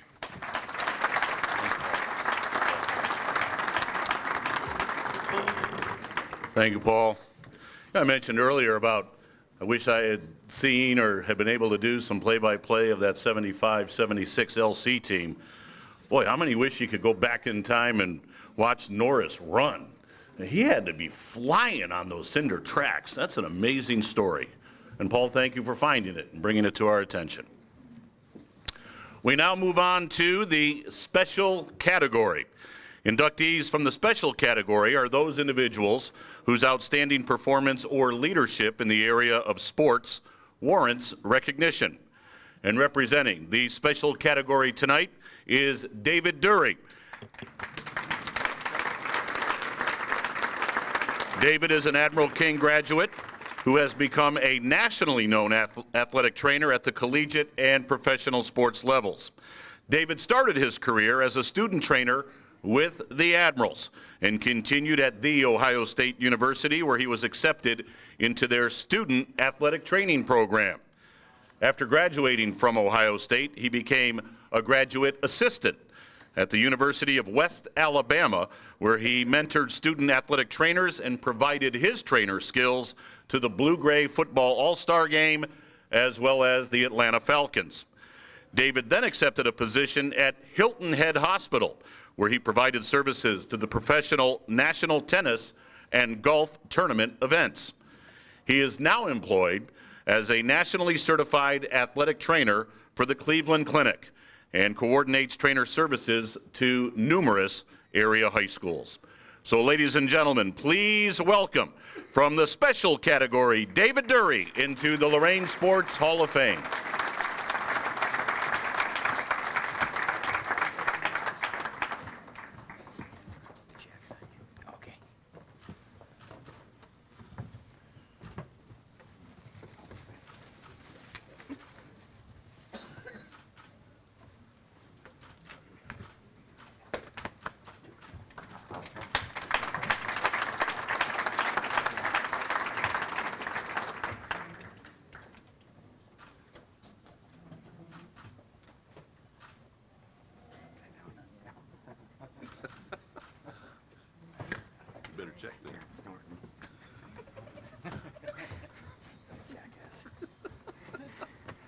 I feel like a banker. Well, first of all, if you read the newspaper in the journal, it said about my career. I was not an athlete. I tried to play. It didn't quite work. So I start off with a little bit of a quote, and it says, "Do not let what you cannot do interfere with what you can do." So that's kind of how my career took off. I wasn't good enough to play, but I wanted to be around athletics, so that's where I am. So I'd like to thank the Lorain Sports Hall of Fame Committee for selecting me for this honor. 29 years ago when I started this career, I never imagined that this is where I'd be with this honor. And like I said, this truly is an honor. I mean, I sat out here a couple times. I've been with a couple athletic teams, the 88 team, I've been soon, the 86 team. This is an honor. I mean, somebody that didn't play, being involved, I said it, I'll say it again, it's an honor. I'd like to thank the following people for helping, pushing, and guiding me along the way. First of all, my parents, Steve and Joanne. You guys made many, many sacrifices for me. You would get me to practices, pick me up from practices, pick me up at late night games when we'd go to Findlay, Marion, Fremont, who knows wherever we would go, you guys were always there for me. Thank you. Getting me to Ohio State. We had practices, 2 days would start. You picked me up. If we had winter break, spring break, you were always there for me. Never let me say, hey, can't get you. You always made it. So thank you. My family, my lovely wife, Gina, 2 beautiful daughters, Gabrielle and Danielle, my son, Peyton. All right? Without all your support, I probably would not be here doing this great career. Kids, stop complaining when we got to go out to OB. You like it, okay? You like it. Gabby, you're always in the ice machine, okay? You like it, all right? Gina, without this career, I probably would not know you, all right? We wouldn't be here, so thank you. My sister, Mary Jo, my niece, Stephanie, thank you. They couldn't make it today. They're on a vacation. She felt bad, but I said, hey, you can't live your life around me. My late brother, Steve. You always joked with me about this career. You always said, hey, when somebody's hurt, David can take care of you. But you were always quick to say, my brother can take care of you. You always said it was a crazy career, but you were there for me. So I say thank you. My high school coaches, Coach Gillum, Coach Nesbitt, Coach Provident, I think you're out here somewhere. Coach El Cisco, I'm not sure if you're here. Mr. Herman, thank you. Mr. Herman, hey, a special thank you to you. I had you twice for math. You got me through it. Thank you. All right, thank you. And you know what that's all about. My college and graduate school athletic trainers at Ohio State, the late Billy Hill, Bill Davis, Mike Bordner. Wow, what a great 5 years it was. Matt, you know, the Ohio State University. Nothing better than that. I learned a lot from these 3 gentlemen, and they put up with all of my crazy antics, all right? Ohio State was crazy, and they put up with me, so thank you. In the sports I covered, football, men's tennis, volleyball, men's volleyball, hockey, wrestling, women's softball. All of those sports helped make me a well-rounded athletic trainer, and that's why I'm here today. At the University of West Alabama, Dr. R.T. Floyd, Brad Montgomery, Dr. Susan Orcus, Dr. James Andrews, the world-renowned orthopedic surgeon. They were all the people that helped make me the person I am today.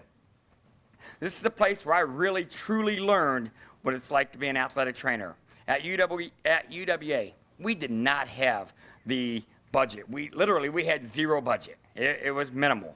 And if we needed to make things for rehab, we had to go to the local hardware store to learn how to do it. Or we'd go down to the sand pits, down to where the river was, and take sand from the bottles and put everything in and make it for rehab and give it to the local people. That's what we did. For football game coverage, we did not have a physician. At Ohio State, we always had a doctor. At UWA, we did not have a doctor. So I got the nickname Doc. Hey, the doc is here. Far from it. But they thought we were the doc. Even though I was 14 hours away from home, I was not far from Lorain County. There were many, many people from Lorain County that moved down there or were from the Lorain County area, or they had family down there. And the principal at my school at Livingston High School was from Lorain County. He was actually from Elyria. So they kind of adopted the Buckeye. They adopted me, and they said, hey, we're going to take care of our fellow Buckeye. They looked out for me. So to those people, I say thank you. My NFL athletic trainers, Bill Tessendorf, Mark Smith, and Ronnie Medlin, all from the Cleveland Browns, and then Ronnie was with the Atlanta Falcons when I went there. I say thank you to them. I met a lot of great people there, from the top down to the bottom. One of the greatest moments I had, and you might not like it, but when Art Modell owned the Browns. Every Tuesday, he would come in and hand me my paycheck and say, thank you, David, for a job well done. And to Mr. Modell, I would say thank you. No hates on me. Also, to all the players, Matt, I can look at you as a former player. We as athletic trainers, we enjoyed it when you came in and you talked to us and said, thank you for taking care of us. That meant a lot to us. They always looked out for us. I was sick one day. I had numerous athletes came into the training room, into the doctor's office, checking on me, making sure that one of their interns was okay. So I say thank you to you former players. I have a little story. When I was with the Falcons, I was working. Clay Matthews was a free agent. Clay comes in. We're up at the top of the restaurant eating we're doing our pre-practice taping. I'm up there getting ready to tape. I'm at my table. Clay Matthews walks in and says, hey, Dave, you mind if I sit with you? And I look at him and I said, do you mind if I sit with you? So to those guys, I say thank you. To the local people, Dr. Colson, Dr. Cerna, Bob Gray, all from the Cleveland Clinic. Those people got me going when I moved back home. I say thank you. I'm grateful for their help. Also, all the local athletic trainers. Those are the people that you guys don't see. We're the people that are there early, and we're the people that are there late. All you see is when we are going out on the field. We're the ambulance chasers, or we're the guy that's known as Dr. Death. Don't talk to him. He's going to hold you out. I don't want to work. I just want to stand there with you and talk to you. So those people, I say thank you. Oberlin High School, I've been out there for 9 great years. I enjoy it. I want to say thank you. Lorain City Schools, thank you for employing me and let me teach the sports health and fitness class. I see some of my students here. I hope you're learning something. If not, it's not my fault. All right. All of my coaches, administrators. There's too many of you guys to know or to name. I apologize if I leave you off, so I'm not going to try to name everybody. But with all you guys, I say thank you. I've worked with many. And then the last one, to all my friends near and far that have come out here to help celebrate this great night for me, I want to say thank you. And that's all I got to say.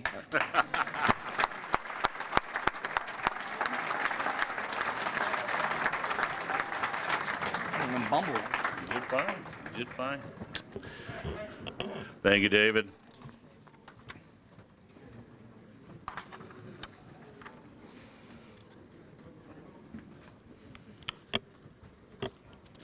So our last introduction tonight is from the team category. And tonight we honor the Admirals from Admiral King, their 85-86 boys basketball team.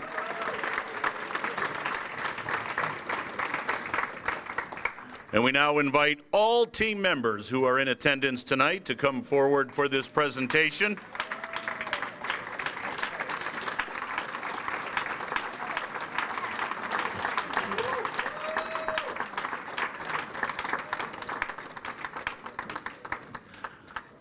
The 1985-86 Admiral King boys basketball team defeated four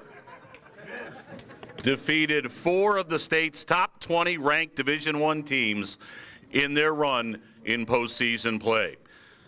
After ousting Westlake and Southview in the district tournament, they moved on to the regionals, where they defeated Toledo Scott and then pulled a stunning upset in the regional finals on the campus of Kent State University by defeating highly rated Cleveland St. Joseph's to earn a place in the Final Four at the University of Dayton in Dayton, Ohio. The Admirals gave Columbus South a tough battle in that state semi before falling 55-46 in the Final Four. The much honored Mitch Gillum was the coach of that amazing 23-4 Final Four team. So, ladies and gentlemen, please welcome the Admiral King Admirals 1985-86 boys basketball team into the Lorain Sports Hall of Fame.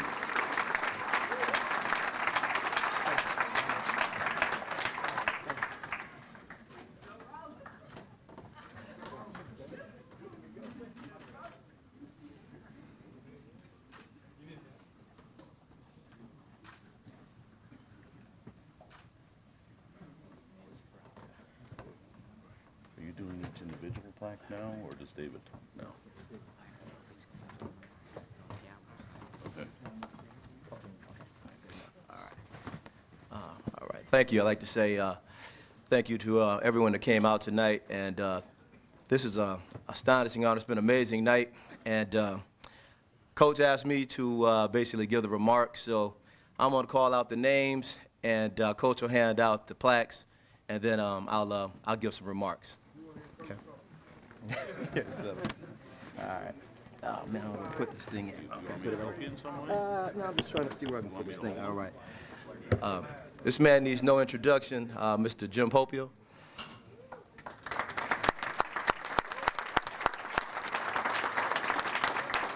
Thank you. Dave Dury.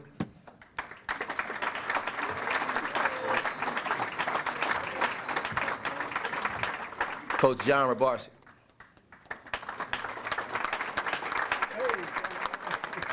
Coach Ed Pokerelk is not here right now, so we'll get this to him later. Jose Ortiz is not here as well, so we'll get this to him as later. Mike Carrico is also not here tonight, but he was a key member of our team. They got to run some laps. You guys know this guy well, Harold Walton.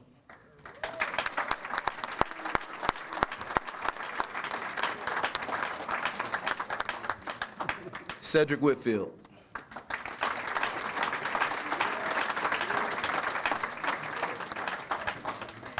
Brandon Bromley.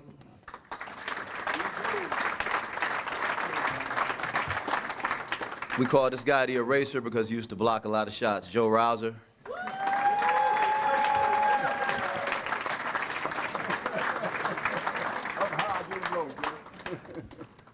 Kelvin Harvey. Oh, okay. This is one of our teammates who is deceased, but was one of the very key members of our team. Is Derek Thomas. His sister, Lydia Thomas, will accept his award.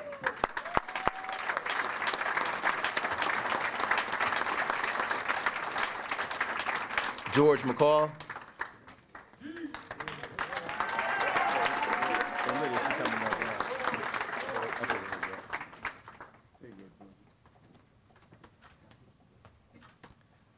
We call this guy Jeets, Tyrone Jeter.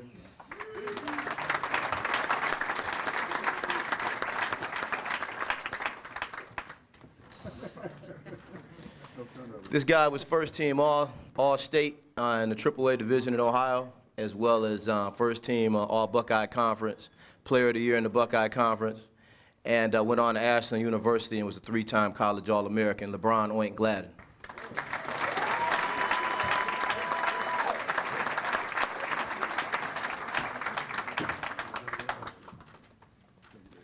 Last but not least, and not even arguably, the best high school coach in Lorain history, Coach Mitch Gillum.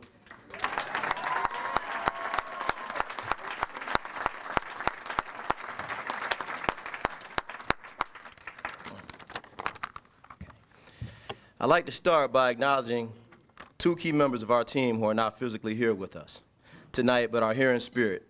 Derek, better known as DT, and assistant varsity coach and JV coach John Grandetti. DT was our enforcer and was second team all-Buckeye Conference in all county. We are wearing these buttons with his picture in honor of him. DT, we love you and miss you, and you were a huge reason we are here tonight. Thank you to the committee for this distinguished honor for our team and for recognizing our accomplishments. Congratulations to the other inductees tonight as well. How do you define a great team? Wins and losses, individual statistics, great players, or is it defined by a group of individuals with the Hall of Fame coach that collectively come together and sacrifice individual statistics for the common goal of winning a championship? I say the latter. I remember many things Coach Gillum taught us back then, but one thing he said to us in practice always stood out to me. He said, if you guys are playing to see your name in the paper on Saturday morning, then you're playing for the wrong reasons. Play together, and everybody will have their day to shine. Our team was very unique. We didn't have a lot of size. We ranged from about 5'8" to 6'3", but we were very athletic. We only had 2 guys on the team that couldn't dunk the basketball. They will remain nameless.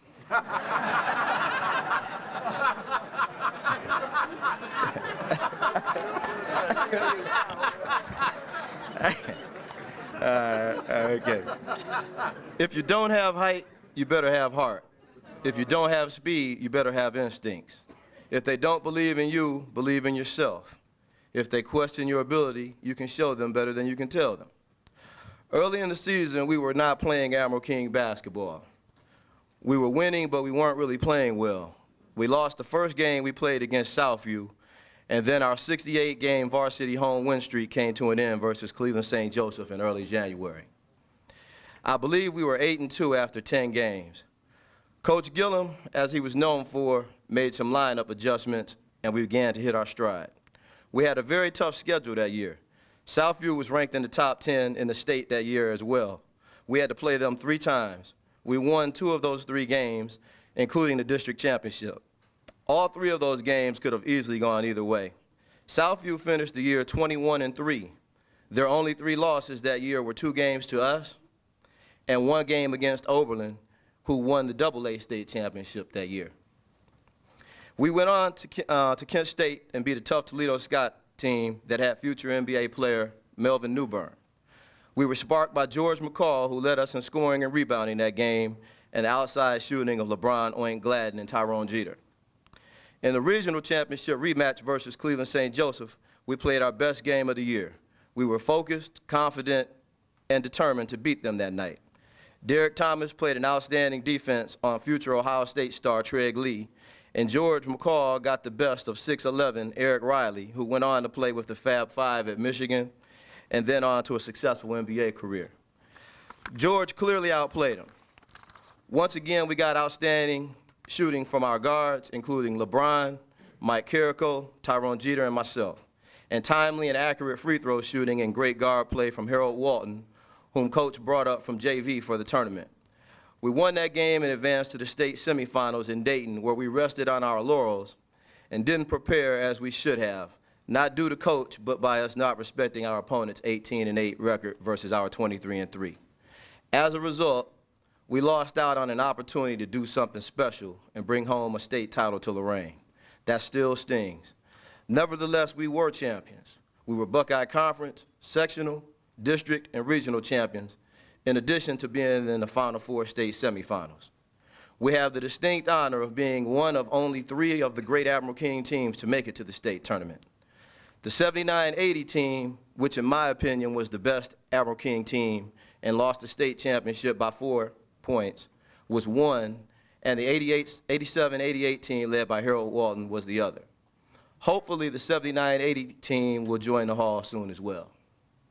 Our team was led by our Hall of Fame coach and Buckeye Conference Coach of the Year, Mitch Gillum, and Buckeye Conference Player of the Year and First Team All-State player LeBron Oink Gladden. Oink went on to Ashland University and broke all the scoring records and was a 3-time college All-American. We placed 7 players on the first, second, third, or honorable mention all-conference and all-county teams. We easily could have added 2 more with Joe Rouser and Kelvin Harvey. That speaks volumes to our depth and our sacrifice to play for each other and not for the papers. We consistently got contributions from everyone. Cedric Whitfield, Brandon Bromley, and Jose Ortiz also made significant contributions throughout the season. We led all of Lorain County with the best defensive average that year. Defense was our staple. We simply shut people down. I would be remiss not to mention the significant contributions of our assistant coaches, John Rabarczyk, a member of the 79-80 team, Ed Pogarelt, the late John Grandetti, as well as Hall of Fame committee member and team statistician Jim Popio, better known to us as Mr. Pope or Senor. I would also like to thank Lorain Journal columnist Dave Golowinski for the amazing articles he wrote about us, the incredible support of the businesses and Lorain booster clubs, the cheerleaders, the equipment managers, the students and teachers that came out to the shop palace every game shouting, We Are AK. And Mr. Sproul and the jazz band for playing Sweet Georgia Brown to fire us up as we circle the court for pregame warm-ups. In closing, I would like to say, if you're lucky enough to play for a Hall of Fame coach, you'll experience great wins and tough losses. The beauty of it is the fact that you are able to be in position to experience one or the other. That in itself is something to be proud of. Thanks, Coach Gillum, for making me co-captain and allowing me to be your point guard. Welcome to the Lorain Sports Hall of Fame, fellas. Congratulations.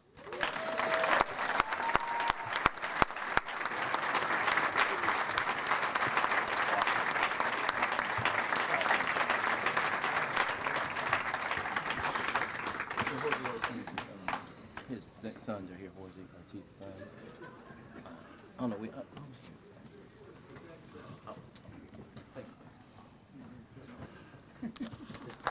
Awesome job. Awesome, awesome job. You know,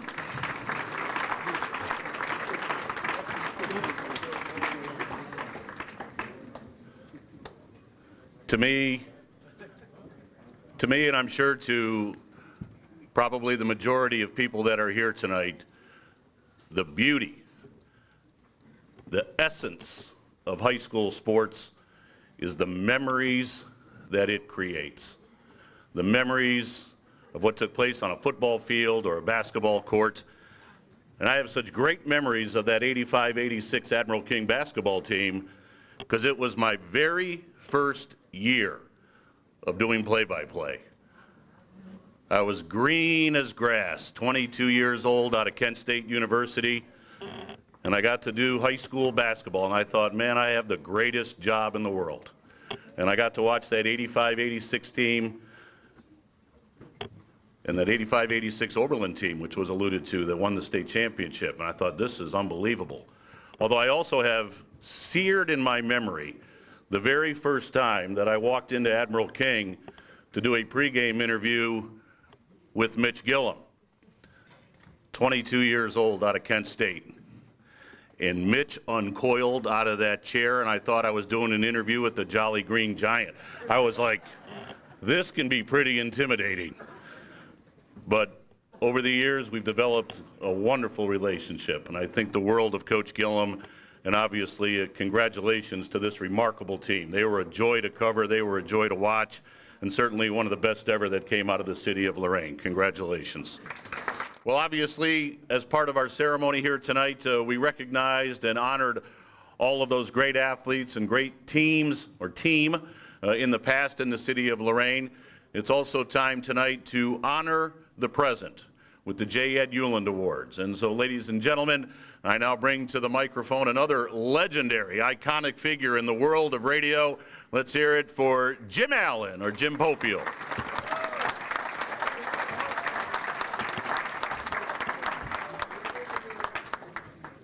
Thank you very much, Tim. And before we get going, I don't think David was ever introduced, the young man who spoke so very well about the 1985-86 Admiral King basketball team. He was a super guard.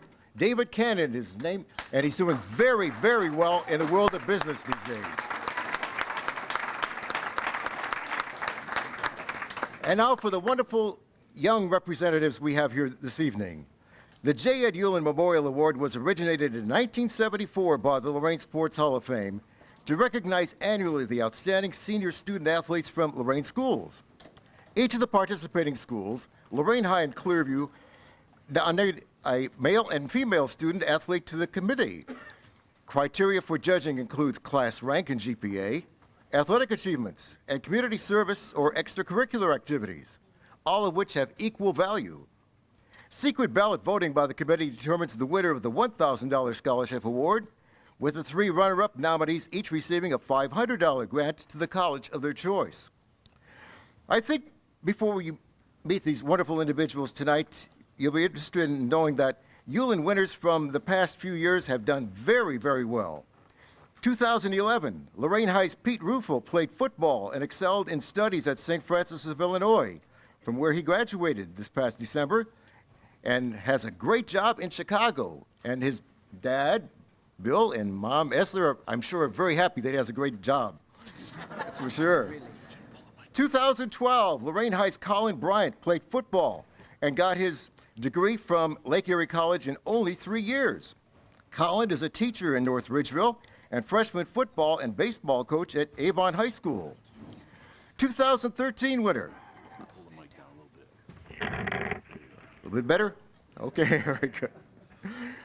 I like Father Craig's microphone's better at St. Peter's, I'll tell you. Lorain High's Blake Benyard ran cross country and track and will be receiving his degree in nuclear physics this month at Morehouse, the alma mater of Dr. Martin Luther King. Now, Blake is not only getting his degree in nuclear physics, but is Phi Beta Kappa, the outstanding student in the department. And he'll be going on to graduate school where he's going to be studying nuclear medicine. From Lorain High, Blake Benyard. 2014, Clearview's Sarah Kea was conference all-academic in softball at Defiance. She was a 12-game winner this past spring. In 2015, Lorain High's Eddie Williamson was a key member of John Carroll's Ohio Athletic Conference champion football team last fall and is doing well in his studies. And last year, 2016, Lorain High's Brandon Bartlome is playing baseball at Ohio Northern and is off to a great start academically. This also shows you, ladies and gentlemen, that you can get outstanding education in Lorain schools and Clearview schools.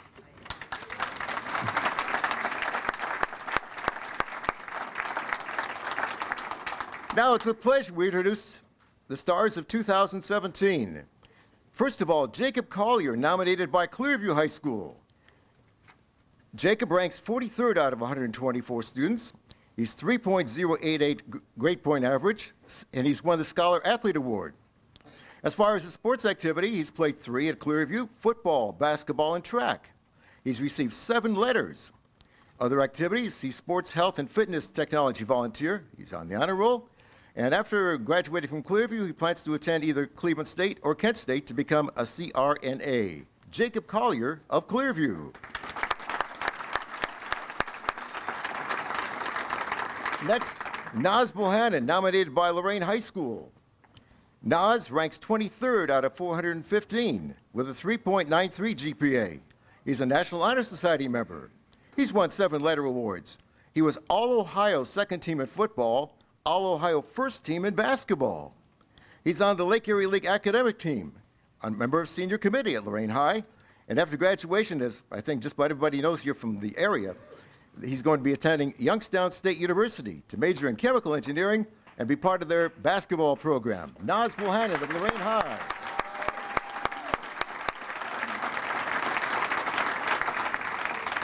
Ariana Elisea, nominated by Clearview High School. Ariana is 6th out of 124. She has a 4.012 GPA, member of National Honor Society. She's been a volleyball player of 3 years. She's won letter awards each season, and she was volleyball MVP in this past school year. Other activities, Habitat for Humanity volunteer and House of Praise volunteer. And she'll be attending Cleveland State University after graduating from Clearview High School. Ariana Elisea.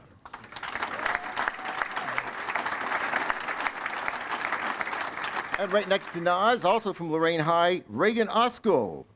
Reagan is 59th out of 415. She has a 3.72 GPA. She's on the LEL academic team. She was a 4-year Leonard winner in both volleyball and softball, all Lake Erie League first team, Special Olympics volunteer, all district academic team, and she'll be attending Lorain County Community College and continuing in her sports activities as well as studies. And Grandma wanted to make sure that I said that she's a graduate of St. Peter's School with Father Craig here. So. Reagan Osco.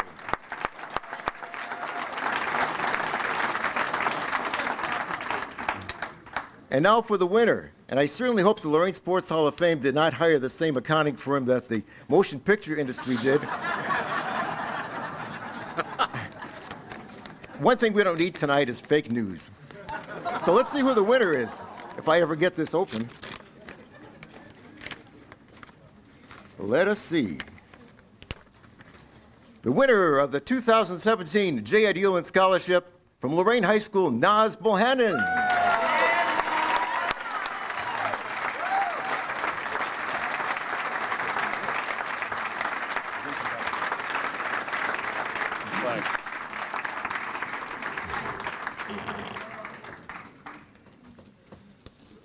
If all the nominees could stay up here for a minute, we've got some plaques to hand out.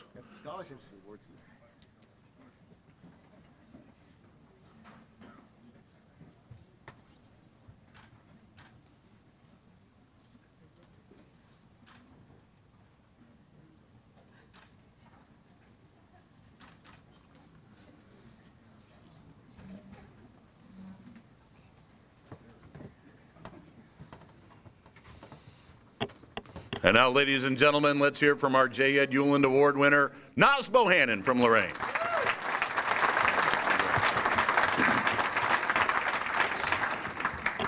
First and foremost, I just want to thank God, because without him, none of this would be possible. I mean, second of all, thank my parents, my whole support system, everything. The Lorain Sports Hall of Fame, all the nominees. I thank you guys for nominating me. Basketball, most importantly, for opening a lot of doors for me that I wouldn't be able to pursue. And everybody in the city of Lorain, I love being here. I love what you guys do for me, and I love putting on for who we are. Thank you.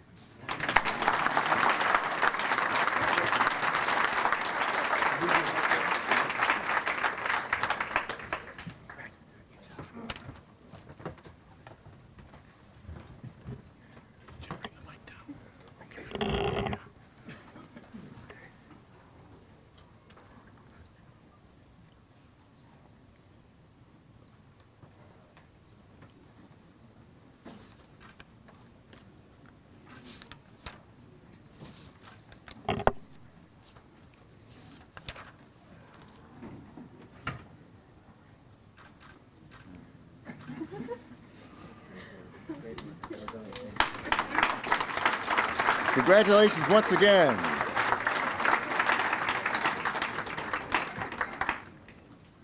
Next, we would like to honor and recognize Mr. Dave McFarland of Lorain High School, Ohio's Division I Football Coach of the Year in the state.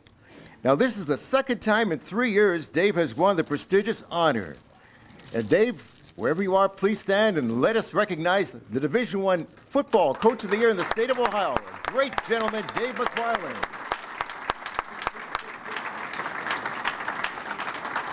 Where is Dave? No, okay, very good, David. Thank you. Very good man, David. The Lorain Sports Hall of Fame annually salutes high school athletes who have brought the city and their schools recognition through their athletic achievements. Athletes are selected by sports writers and broadcasters statewide to the All-Ohio First Team in football and basketball, and by the State Coaches Association in baseball and softball, or by winning a state individual title in tournaments sponsored by the Ohio High School Athletic Association. The Hall of Fame Committee has coordinated a new program to present an appropriate plaque to each athlete at a school function to commemorate the honor. The following athletes have been so recognized during the past 12 months. This information is listed on page 41 of your program book. First of all, Antonio Bennett of Clearview High School, Division II All-Ohio Baseball 2016. First team with a batting average of .656. Antonio Bennett of Clearview. And Antonio received his award, and he's off at the University of Toledo now. Carlos Chavis of Lorain High, Division I All-Ohio Football 2016. First team running back, Carlos Chavis of Lorain High. Deshaun Brooks of Lorain High, Division I All-Ohio Football 2016. First team defensive back, Deshaun Brooks. Now, with the high school basketball season recently completed, we present the plaque to Naz Bohannon of Lorain High, Division I All-Ohio Basketball, First Team 2017. Naz, come on back up, please.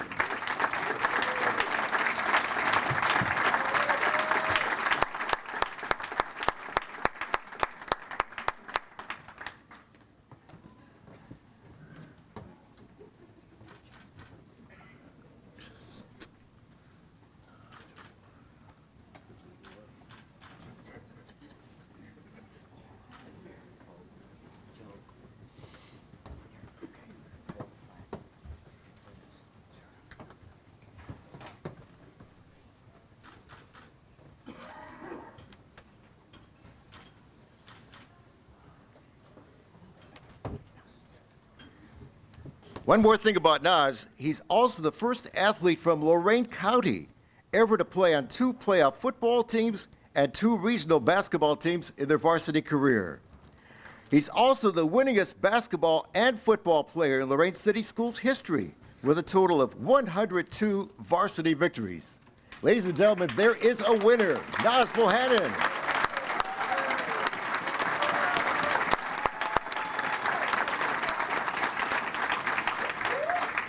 And one more recognition. Zion Cross, would you please come up here? Zion.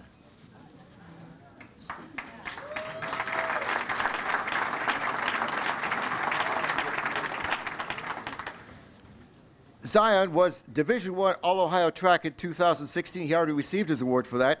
First place in the state meet in the 100 meters and second in the 200 meters this past spring. And ladies and gentlemen, an unexpected pleasure for you good people. Here's an all-time first. You're about to witness something very special. The first meeting of Lorain City Schools' last 2 male state champions in track. From 1947, Mr. John Talatnik, if you please come out up here. And from 2016, Zion Cross.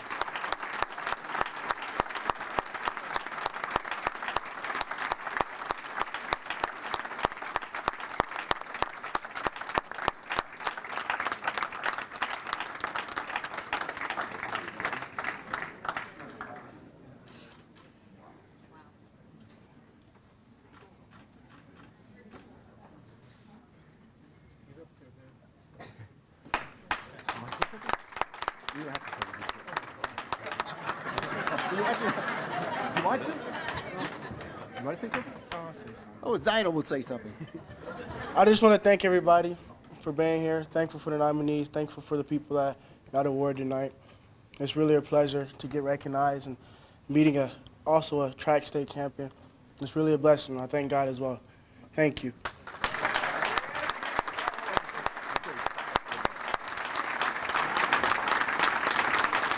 And I don't think it'll be 69 more years before we see another male state track champ. I'm not good in math. What's 69 plus 2017? Okay, long time to come. Ladies and gentlemen, thank you very much. Okay, a final thanks to Tim Alcorn. Let's give Tim a big hand.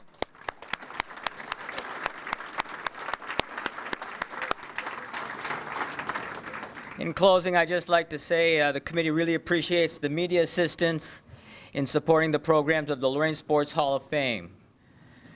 The Morning Journal sports staff, the Chronicle Telegram sports staff, Jim Allen on WDLW, WOBL, Joe Bach, Lorain City Schools, TV 20, and all the contributing people that made this night possible.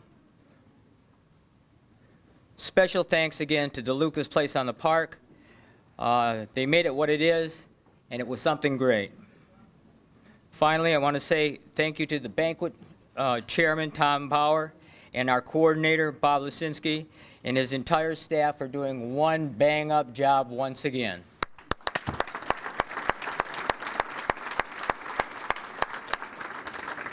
Just a couple of quick announcements to finish up. Next activity for us is our annual golf outing fundraiser on Sunday, August 6th at Fox Creek.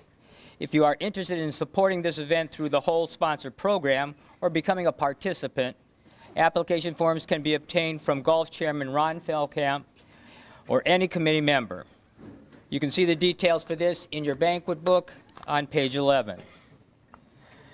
Tomorrow we're having a special opening of the Hall of Fame Museum on the Lorain High campus, 2600 Ashland Avenue.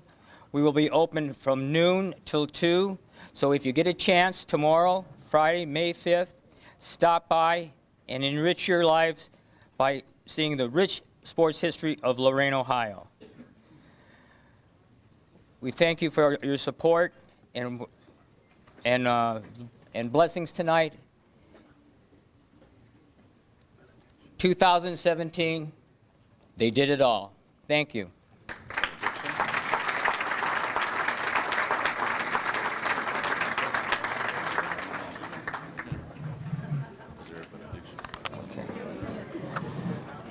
One last thing, we're going to go to the benediction, a prayer to close the meeting. Father, thank you.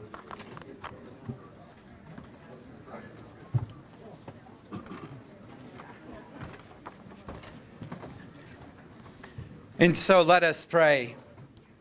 Heavenly Father, we thank you for your presence with us this day. As we depart from our gathering this evening, we ask you to bless us throughout the remainder of this day and guide us all safely home.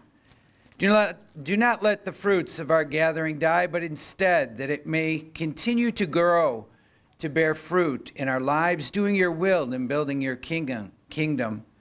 We ask for your blessing on all those who worked throughout this year to make this night possible, and we ask for your guidance upon those working to plan next year's celebration as well.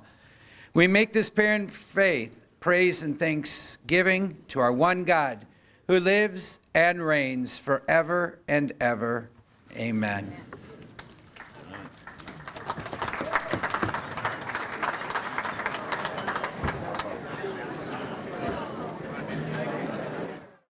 This has been a production of Lorain City Schools TV 20 WLCS.